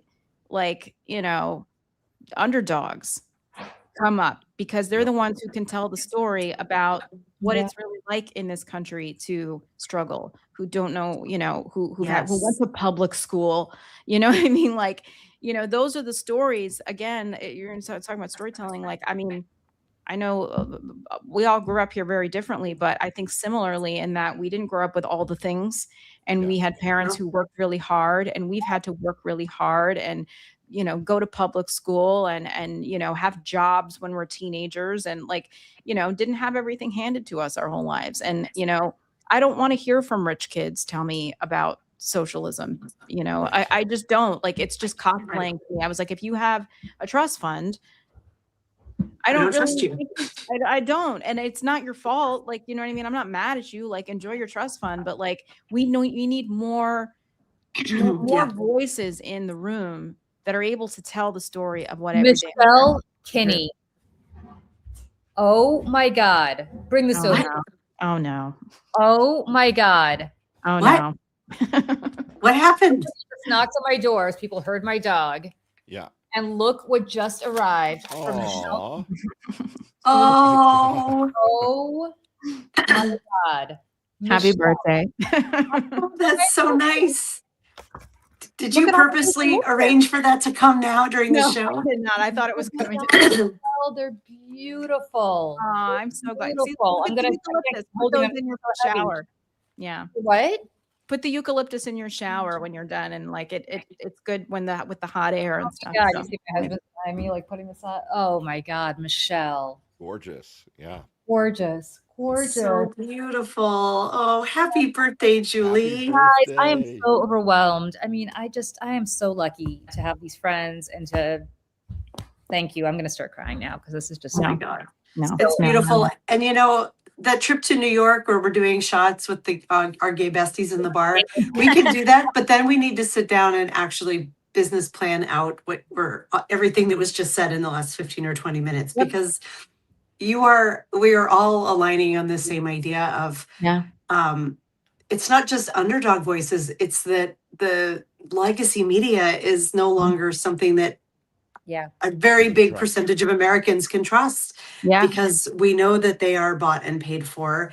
And so it's independent media. This is it. This is where people are coming for information. And if we can monetize it and grow it at scale, this is the place to be. And as somebody who still does legacy media, like I got to tell you, I go to MS Now. Yes. A couple of times a week, and I still do my hits. And the reality is, like, the sets are beautiful. You got all the production value, but you go there and nothing has changed. Like the world has just passed. This is not a knock on MS. CNN's the same. Fox is the same. You go there, you do your hit, you get your 5 minutes to make your point. The other person, not even 5, you get your 3 minutes to make your point. The other person has to split it with you. And then you go to commercial break and then they move on to a different topic. And the reality is there's no nuance. There's no discussion. Right. You can't get into it. You can't get into it. There's no personal, what did you guys know about, what would you know about me if you were watching me on MS? Nothing, right? Like nothing. Right. There's no personal connection. And they're like Chris Jansen, whose show I do a lot, right? Or any of these other people. Like I love her. She's a wonderful person. But I know stuff about her because she and I talk off air. And like I know what, and the reality is that you guys know stuff about us because you watch us. And we have this whole community. And I know stuff about people in this chat. Like and so on. It just doesn't happen in TV, and we've just changed that world. I don't miss TV at all. If somebody gave me a contract right now at one of these networks, I wouldn't take it. I don't want it because there's no point in it. I mean, I might want the money, but like there's no there's nothing to be gained from it. Nothing. I've been doing it since the first time I did network TV was 2004. That was 22 years ago. Nothing has changed. Nothing. Mm-hmm. In fact, Chris Johnson and I were talking about, I was on her show during, a commercial break about how she and I have known each other for so long that we were hanging out together during Anna Nicole Smith's death. Oh my God. That's a name I haven't thought about in a long time. Back when MSNBC was, and their studios were in Secaucus, New Jersey. I mean, literally, that was Secaucus 100 years ago. And we're just talking about how long we've known each other. And like Anna Nicole Smith died, what, 2004, 2005? I mean, that was a really 5, 6. It was a long time ago. Nothing has changed. Nothing. And it's annoying and I can't stand it. And for somebody who says, I don't watch MS during the day anymore, MS at night's the same. Like nothing's changed. I'm not suggesting it doesn't have a use. It does. Right. But there's like, what do you guys know about Chris Hayes? Right. The only thing that's changed is how, what? The only thing that's changed is how complicit they now are with, I'm just going to do this. Yeah, well, they're afraid. They're afraid. And I just want to say this too, because it's hard to, it's not hard. It's so easy to sit here for an hour and a half or 2 hours and talk to Lawrence and Dana. It is so easy to do because we all have shared values and interests and we all just get along and it's great. But it's hard to find those people, right? I mean, and I just feel like we're so fortunate to have met the two of you. And you're both such beautiful writers. And too, I mean, like writing is such a skill to be able to communicate in this space too, in a way that's personal. And like, please, if you're not subscribed to their Substacks, and I truly mean this, and Julie too, like you're all such beautiful writers. It's a skill that I wish I had. And it's not easy to do. And again, like the legacy media, there is a place for it. There is a place for it, but they're telling stories in ways that they can't, and in a way that touches people differently. And I think that's a huge part of this too, is the writing. And I think the live stuff, like the stuff we're doing now, is going to be probably, front and center for this next frontier. But the writing is just so it's such a big part of this too. And you guys are so good at it. So thank you. And I think the thesis that I want to present is we need the writing in addition to the beautiful ad making and video making, in addition to conversations like this, because, and I'm quoting Aaron Sorkin through the mouth of President Jed Bartlett, but like Americans can handle complexity, right? Like we can handle complexity. So much of our politics has been distilled down into simple sound bites and bumper stickers because that's what everyone thought would win. And maybe it does still win that way. But the times that we're in right now are freaking complex. We need people like Julie who speaks Russian, who understands what's going through the mind of Putin, with Olga Lautman to talk to us about what Russia's actually doing, right? We need the complex explanation. Olga, like, I'll tell you why Olga is so helpful. Olga, and this is why you could never have an Olga Lautman in cable news. Right. No, but I'll tell you why Olga is so helpful. Olga sits there all day long and looks through Russian media, and she picks up stuff that obviously they say in Russian, or they write in Russian that we don't ever see here. And that's how you get into the mind of Vladimir Putin, because nothing he would say is not something that he would approve, right? Like, you wouldn't be able to have that kind of nuance on cable.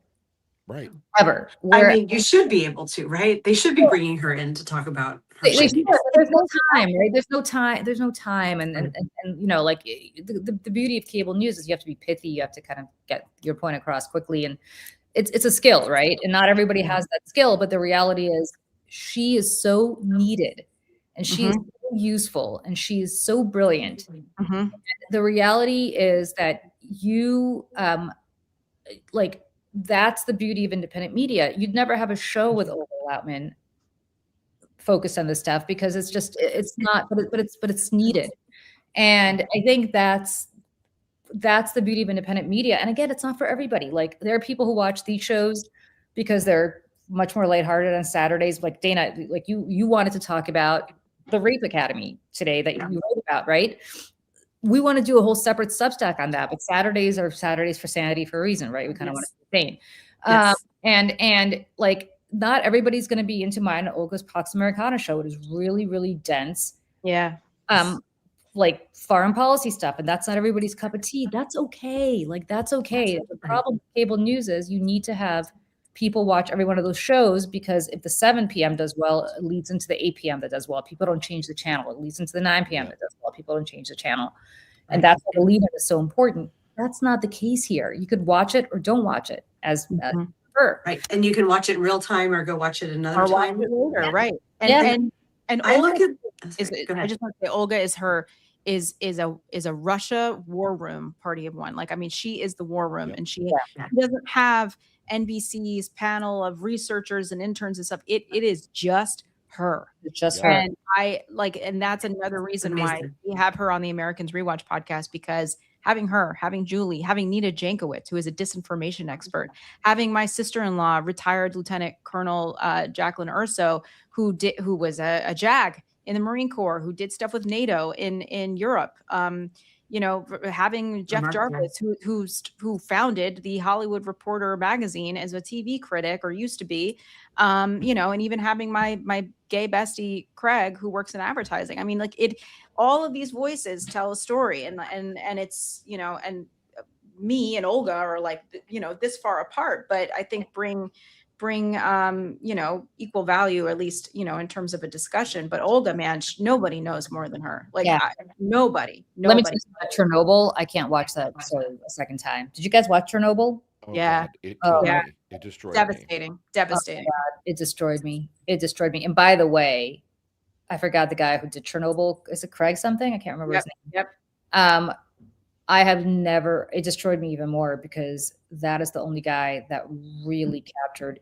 Craig Mazin. Craig Mazin's awesome. We had him when I used to produce one of the shows over at LP. And we had him on right after the full-scale invasion of Ukraine to come on and talk. Well, first of all, he was Ted Cruz's oh my God. college roommate. It is so hysterical. It is just so funny. It's like Dan Savage and Santorum. I mean, oh my God, how? But no, we had him on to talk to Tara and the other one about the full-scale invasion and what he knew about Ukraine, and all the time and years he spent learning about Ukraine and what happened in Chernobyl and all of the Russian and Soviet downfalls. Because again, they were victims of their own, denial about everything that was happening before and after, and still to this day. And just, if anybody knows, Craig Mazin also did The Last of Us. He's just genius, wonderful guy who I would just be we would be so lucky to have him on our show to talk about it. But Chernobyl, Chernobyl, man, everybody's got to see Chernobyl. So good. Chernobyl's so good. And Chernobyl, I mean, oh God, it was I remember Chernobyl. Do you guys remember when that happened? Of course. I was just gonna say, especially for folks of Gen X who I was a little sciencey nerd kid, right? And this thing was happening in the Soviet Union, and I was like, what does this mean? And nobody around me could really tell me. And so I read everything I could about it. And so then to watch the show all these years later, I mean, I cried every fucking episode, to tell you the truth. Because it is the stuff of nightmares. Yes. And to come also on the heels of 3 Mile Island, right? Which was had happened here in the late 70s, having a meltdown there on a bigger scale and killed more people. And to this day, you still can't go there, can you? No. There's a huge exclusion zone still. People do go just for a day or something. I wouldn't go there, but no way. I was really panicked because my grandparents, who I was so close to, were still in Moscow at the time. So mercifully, the wind didn't carry it north to Moscow. Somehow carried it to Scotland. I mean, strangely, there were people in Scotland who were dying from cancer. As a result, and Scandinavia, but somehow it didn't reach Moscow. But I remember being so panicked because I was so worried about my grandparents when that happened. But it's such a devastating. God, that happened, and the Challenger explosion happened. They were came on the heels of each other. Yeah. Craig Mazin. So it's so funny. My first serious boyfriend when I was I will never be this cool again. I was a senior in high school, and I was dating a sophomore from Princeton. Oh, you told me about this. So yeah, who was cooler than me, and it's all been downhill ever since. But no, you didn't. Did you not hear Lawrence today tell you your chart It is all uphill from there. Anyway. It is all uphill from here. It Well, is. Yeah. And we've heard about your amazing husband, so it doesn't sound like it's downhill. From there until I met my husband. But anyway, so he was, I think, a year behind Ted Cruz at Princeton, or maybe they were the same year. So I remember when I had to interview Ted Cruz at Fox, I called him and I asked him, I was like, tell me like some good Princeton dirt on Ted Cruz so I know, what to look for. And he said, in a school full of brilliant people, Ted Cruz was known as being like extra brilliant. Hmm. He said, I believe that. He's very I believe it. yeah, but he said his hygiene, he was God. notorious for like not being overly hygienic. Said he was Greg Mason said he had a smoking jacket, like it was like that he would wear it around. And then he said when he first got his room assignment, like when you're a freshman, you get like a letter like that summer or whatever. And he's like, and it was like I was gonna have this roommate named Rafael Cruz, and he's like, Rafael Cruz sounds awesome. Yeah. How wrong was I? Oh my God, what a story. So he emanates just like, Trump reportedly stinky reeks, right? I have a sense that he's probably like cleaned up since then, like I'm sure. Ted Cruz, not Trump. Ted Cruz, not Trump. Oh yeah. This might just be a power move though. Men who just come in and are like, you don't like my stench. I think he was just a stinky boy, Ted Cruz. Yeah. I think he was a stinky boy who's nobody ever told him to wash his ass or something. I don't know. Really changed clothes. It's just gross. Yeah. So that's what my ex-boyfriend told me. Yeah. And Trump smells like diarrhea, ketchup, hairspray, and tanning lotion. I've heard. And desperation. And desperation. Fear. Yeah. Do you know what else my ex-boyfriend told me, by the way? And we should have him on the show. I keep calling him my ex-boyfriend. His name is Jason. Hi, Jason. He has not been my ex-boyfriend in so many years. He's just my friend, Jason. He is now a professor of political psychology at University of Toronto. Oh, wow. He did this study maybe about 10 years ago, which I'm so fascinated by. And when I had a podcast about 10 years ago, I had him on the podcast and he talked about it, and we should have him come back. He has studied, it's like this next iteration of like how to psychoanalyze political behavior. And he has studied what makes somebody a Democrat versus what makes somebody a Republican. Interesting. There are a bunch of different metrics, which I can't remember right now, that came up with how to predict if somebody's going to be a Republican. One of them, which I think is so interesting, is Republicans have or maybe conservatives, I shouldn't say Republicans, have a predisposition to being grossed out by bodily fluids. So that if you are, so if you are grossed out by the concept of a woman's period, like really grossed out, like if you're a man, if you are grossed out by changing diapers, like you just can't stand the thought of like looking at, poop in diapers. If you are somebody who, like, we walk down the street, and I'm sure you have this in Seattle also. Oh, if you walk down the street and you see somebody peeing on the street, right? I can't spit if I see a loogie. Really? That's interesting, Michelle. You might be a Republican. I'm not. If you're, I've seen a lot of pee. Like, I walk down the street and I see like people peeing on the street. I couldn't care less. I just keep walking. Yeah. But if you are somebody who like sees that and you're so grossed out and you're like, I am going to dwell on this for the rest of my life or like the rest of the day, you're much more predisposed to being a Republican. And it's so fascinating. It's fascinating. I'm not even, this is like all I remember from a decade ago. He is like the preeminent authority in studying psychological attitudes as to why somebody becomes one way or another. And a lot of it apparently seems to be innate. Which is also why Republicans don't live in cities, because they're grossed out by the dirt, the stuff that we all see. Wow. And here's the other thing I would layer on that. I'm going to channel my inner Dan Savage, because I listen pretty religiously to Savage Love, and would say the things that we sort of fear end up becoming the things that are eroticized, that become kink. Oh. And he says like it was post World War II that there was all this like soldier kink. And in recent years, there's been a huge upswing in findoming. Do you know what that means? What's that?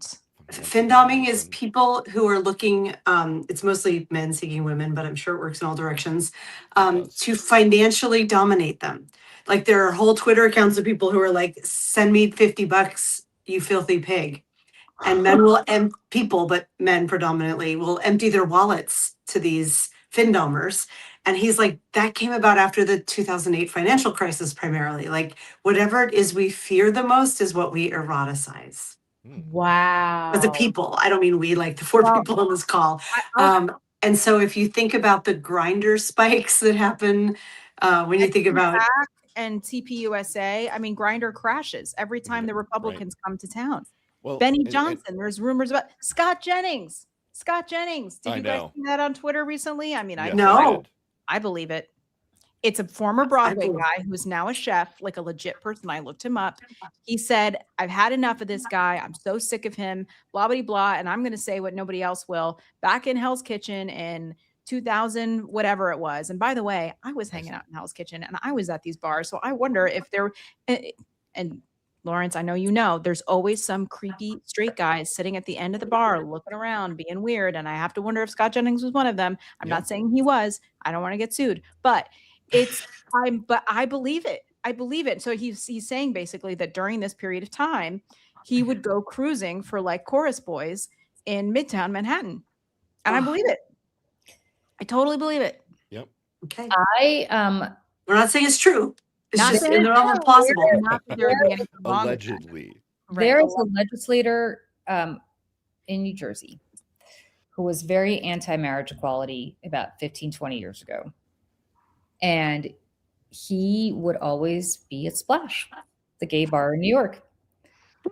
And my friend Bill and I used to always joke that does he not think that people from do you think the Hudson River stops people from like knowing what's happening out of the river? Like it's literally like New York, New Jersey may as well be one place. And so it's just fascinating that like these people, and I'm not saying this about Scott. Okay, let me preface by saying I have the worst gaydar in the world, the worst. So I have no clue. I've been around Scott a lot. I couldn't tell you, don't know, don't care.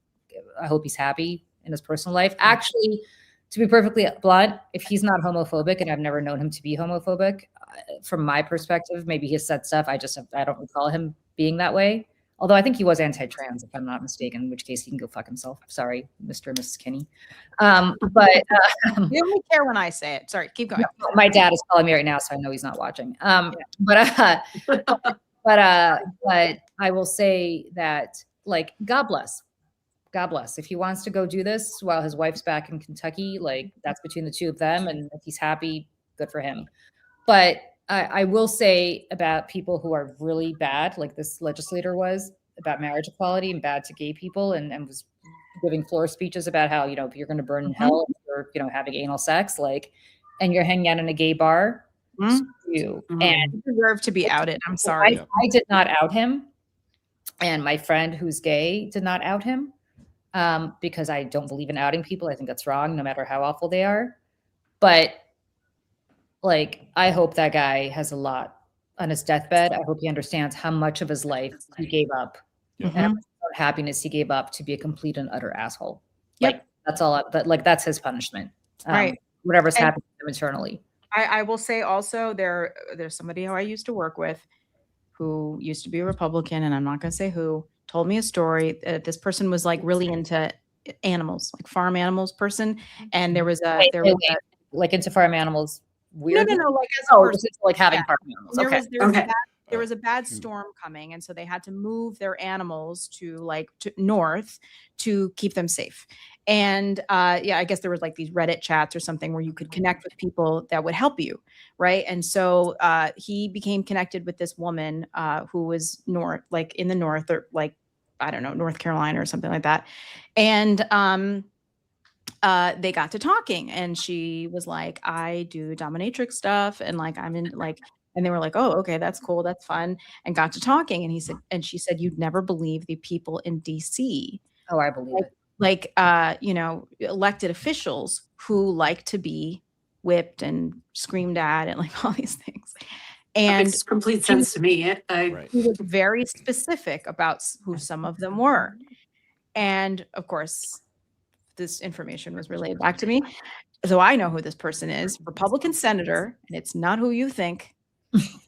I'll tell you guys offline. Hires this dominatrix. And again, like in DC, there is a culture of silence, right? Nobody outs each other because it's like, you just don't do that. But there are these men who are really, really into this. Like I'm talking whips and chains and being screamed at and like I all believe kinds that. of humiliation tactics. And every time I see this man in some committee or whatever being awful, I am like, oof, I know things about you, man. I know things about Michelle is telling people is because we don't want to get sued for defamation, not because we're trying to gatekeep any information. No, I'm not trying to be cute about it. I would love to tell you guys. I just don't. If Mayday is going to survive, we need to not be paying $1 million in legal fees. I will. Go ahead. Sorry, Lawrence. And it's not Lindsey Graham. Am I the only one who, when hearing about BDSM, instantly flashes to Kelly LeBrock in Real Science saying chips, dips, chains, whips, a little bit of candle wax on the nipples? In Weird Science. Okay, that's a deep cut, Lawrence. Deep cut. I have to say, of the 80s movies like that, Deep Science was not my favorite. Yeah, no. Is it Deep Science or Weird Science? Weird Science. Yeah, Weird Science. Weird Science. Yep. And I just want to say too, like we talked about this with Jeff Jarvis yesterday, that TMZ, which is a Los Angeles-based kind of gossipy news outlet, has opened up an office in Washington, D.C., and it's only like 3 or 4 people. And I think this is one of the greatest things that has ever happened to D.C. is to have these people there who are outsiders, don't care if you like them or not, are just there to really stir the pot and find dirt. And never before has anyone existed in the District of Columbia whose purpose is just this, and who asked Pete Hegseth during a press conference yesterday, "Are you on a power trip?" Use those words. Are you on a power trip? And Pete Hegseth fell into the trap. Immediately he said, that's such a TMZ question, and then continued to go into this whole diatribe in which, yes, in so many words, I am on a power trip. Like it was, and this is what they're doing. And like it's delish. I love it. I have to say this, having worked with a lot of politicians, I firmly believe that a lot of these people have a psychosexual dysfunction. Because I think that all the energy that normal people in their teens, 20s, whatever, channel into getting laid when they're single, or maybe not even when they're single, these people channel into popularity contests of winning elections. And I think that is something that is a very unique psychological function. And so nothing about it surprises me. And the BDSM thing doesn't surprise me at all, because they need to be humiliated. Like it so makes sense to me. By the way, if that's your thing, no judgment. God bless, like zero judgment. Until you start preventing other people from having their own. That's what it is. It's the hypocrisy, not that. Yeah. When not kink shaming here.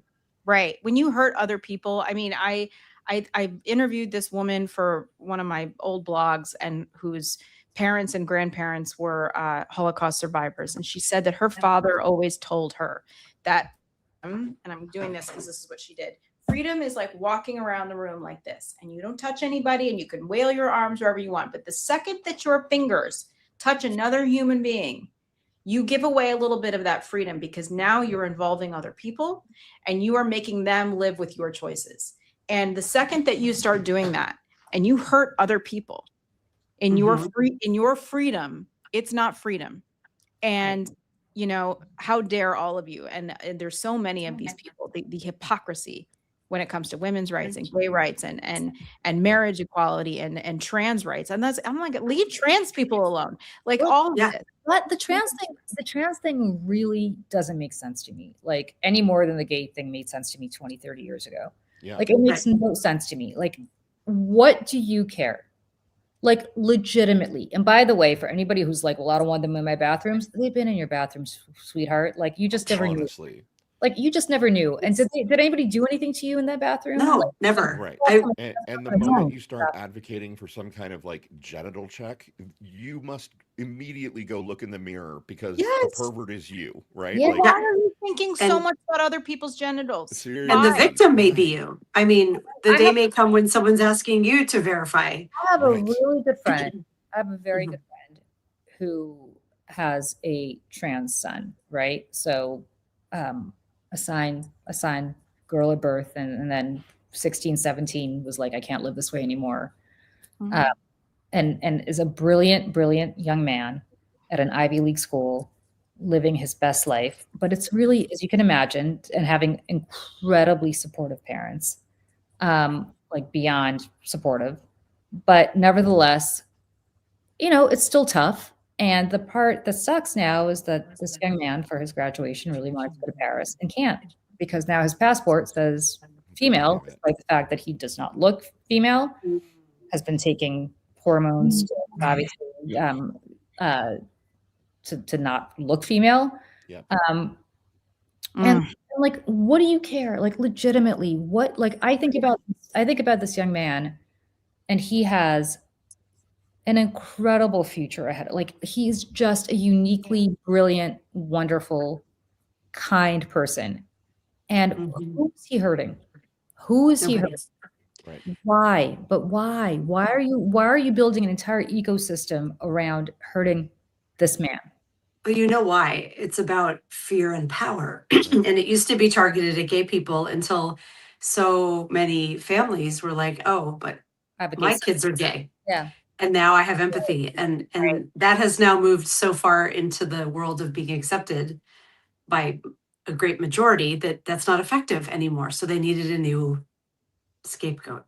Yep. And there are far fewer trans people than there are gay and lesbian people. And so probably far fewer of them are even out. So families don't have that same recognition. And so they're othering simply to drive votes and fear. I mean, that was like, I hated this campaign, but that Trump campaign that was like, he's for you, she's for they, them. Right. No. It was They, them, God, that was good writing in the worst of ways. great ad. And I spent a lot of time in Pennsylvania, which of course is like the swingiest. Yes, swingiest of the swing states.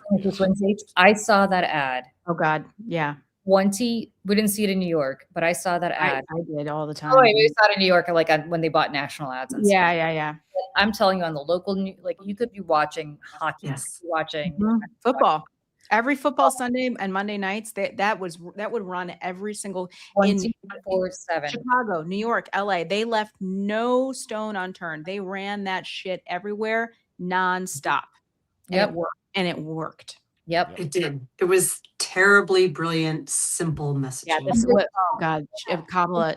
Yeah, they them. The Trump cares about you. God damn. I hated it, but it was effective. And really good. I have a lot of compassion for your friend's son, and I hope he gets to live his best life. He's gonna be just fine. And the reality is, because he's got great parents and he's got a good head on his shoulders and he's a good guy and everything's Loving parents is the parents are fantastic. The father, by the way, is a Republican and wow. But not a Trump Republican. And it doesn't matter because the most wonderful, like, just fantastic people.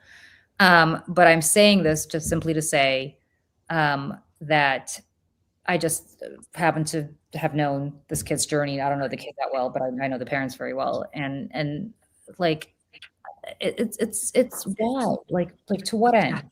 To what end? What end? What end? Yep. And I write about this a lot, right, Julie? Like, my younger child went through a gender journey a few years back, and I founded a whole publication for parents and caregivers of gender nonconforming kids on Medium. She has that journey has kind of come full circle, and a lot of what I write about or wrote about, because I did most of that in the past, was this is pretty normal these days in liberal cities. That part of coming of age is kind of going on a gender and sexuality exploration. And sometimes it seems that sometimes it becomes a permanent change and part of their life moving forward. And other times they're like, no, that's going to move again. And it's going to move again. Like, it's just a very different perception of gender. And the wrong side of the political aisle, I hate calling them the right, they will say, oh, it's social media and it's social pressure and it's wrong. And to that I will say, well, social media is making people more aware that there are more options out there, but what harm is it doing if kids at a young age are challenging gender norms? Yeah. As long as they know they're supported and loved during it, then it's fine. And as long as the parent is kind of open to any outcome and just that unconditional love piece comes forward so strongly, like, let them explore.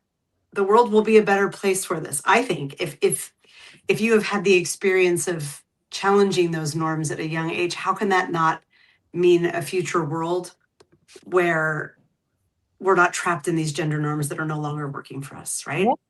100%. And it's just, we don't need to belabor it other than to say, like, and Lawrence, you know this better than anybody, but I just remember the same debate happening with marriage equality 10, 20 years ago. And by the way, I think the Supreme Court's going to abolish marriage equality. I think it's only a matter of time. No, 100% they will. Yeah. I mean, Thomas said that that's their goal. So and they're going to do it. They're going to do it. And again, to what end? Like, now that it's happened. Yes, exactly. Thank you. But now that what does your shirt say, Michelle? I can't quite see it. Says, I believe Anita Hill. Yeah. I believe Anita Hill. Now that it's happened and you have gay people who are getting married, who's it hurt? Like, has it hurt you? Like, is your marriage lesser now because two women can marry each other? Yeah. No, our society is more stable at this point. That proves nothing bad happened. Like, literally nothing changed. It's a shoulder shrug, Yeah. Oh, okay, cool. Whatever. Yeah. Like, you guys. Speaking of music, moving. I have to go. Yeah, I think it's like one of my best friends is coming into town today. I go to pick her up at the airport at 6 p.m. Shar is coming into town. I've got to clean my apartment so bad, y'all. I feel the pain. I feel the pain. Oh my God. Same. Oh my God. Turns out throwing a birthday party for the Daily Whatever show, we turned one yesterday, our first anniversary, with 18 guests. That took a lot out of my week. So yeah, my house looks like, what's right behind me is okay and everything else don't look. Speaking of, real quickly, Michelle and I are finally, because we've been soft launching Mayday for a year, we're finally going to hard launch Mayday in May. Yes. Perfect. And we're going to try to do, we're looking at 12 hours of back to back to back. You both better be there. Oh, 100%. As much as you need us there, if you need fill in, like, you got it. But we are working on a great lineup, and so we haven't even asked you guys because we're still working on the lineup. Obviously, you are there. Yeah, this is your official ask. Please, thank you. Yeah, we're 100. Hell yes. You need help with booking. You need help with logistics. You need anything you need. We're here for you. Also, you're going to be on the Daily Whatever show on May Day, on May 1st. Yes, on Friday. I know Julie's coming. Are you coming too, Michelle? Are you available? Oh, Michelle. If I can, I will be there. Yeah. Amazing. TBD. We will at least have half of the Mayday Network there. So nice. Okay. Oh, I'm so excited. Okay, we'll talk after the show about how we can help you. I'm going to play us out with the Shohei Ohtani video, which I teed up. Stay, don't stay, up to you. But I'm going to play us. I'm going to play us out. But before we go, Dana and Lawrence, you make us better. This is my favorite. This is my favorite thing that I do all week long, and we do lots of stuff. And this is just the most fun, and it keeps me sane. And that's the whole freaking point of this show is in this world of darkness to find things that bring us joy and maybe a little bit of pettiness too, because that we need that too, and a little bit of gas. But otherwise, Julie. Happy birthday. Happy birthday. The flowers being delivered in the middle of the show. I know. Sorry, I did not plan that. No, it was just amazing. I thought it was my cleaning lady who's blown me off for this third month in a row. But in fact, it was so much better. Amazing. Yeah. Well, I'm gonna play this, and guys, we'll see you soon. And check out. Oh, and here's a favor people can do for me, because I had to re-upload this week's episode of The Americans Rewatch podcast because the sound was so atrocious. So I had to go in and remaster the audio and repost it. So we lost a bunch of. So if people want to go into the description and click on that and watch it with us, that would be fantastic. I would appreciate it so much. Otherwise, feel free to like and subscribe. And please go to subscribe to Dana and Lawrence on Substack and the Daily Whatever Show. Please go watch it. It's fantastic. Monday through Friday, 10 a.m. Eastern, right? Yes. Yeah. 10 a.m. Eastern, which is live. And so you can join the chat with them as well and have a grand old time. But in the meantime, guys, this is Wonder Boy, which I made at the end of last baseball season about Shohei Ohtani and immigration. I'm going to show that now. And to everyone else, we love you. Bye, Goodbye. guys. Love you. Bye. There have been perfect games. Robinson dashes to the plate. Sandy Koufax, his second consecutive. There have been no hitters, walk-offs, and miracle ninth innings. Baseball has always given us nights that felt touched by something greater than the game itself. But then, on Friday night, under the lights of Dodger Stadium, one immigrant gave us the kind of performance we'll tell our kids about.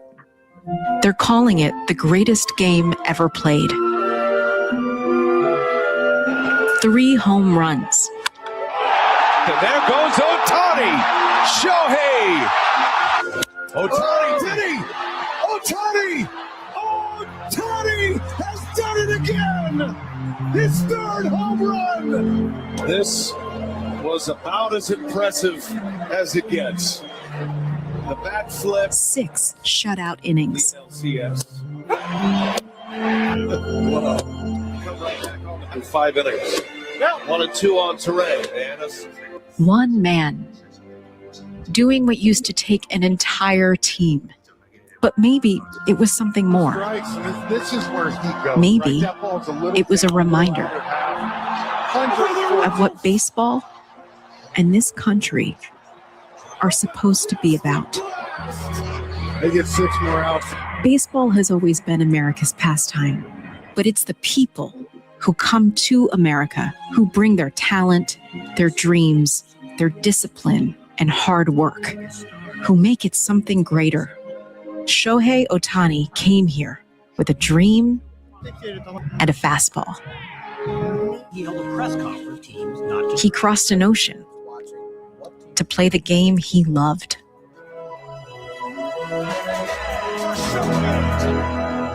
He reminded us why we watch, why we dream, and why this game endures. Baseball was born here, but it's been kept alive and made greater by those who crossed oceans and borders, proving again that greatness isn't born in just one place, that the American dream doesn't have a birth certificate. It has a heartbeat. And on Friday night, it sounded like this. Ohtani did he? Ohtani! Ohtani has done The sound it again! His 3rd home run! connects us all. From fields in Cuba, Venezuela, the Dominican Republic, Japan, Puerto Rico, to the sandlots of the Bronx and the cornfields of Iowa. In a country built on possibilities, sometimes it takes someone who came from somewhere else to remind us what it all really means. There goes Ohtani, lighting up the highlights already. Baseball may be America's pastime, but baseball has been made greater. Pitcher and a hitter. By those who choose to play it here. They all chase the same dream, to stand beneath these lights.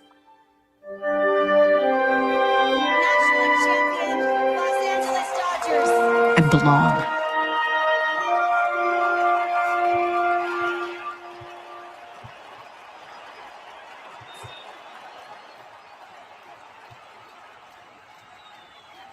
Bye, everybody. Have a good weekend. Bye, everyone.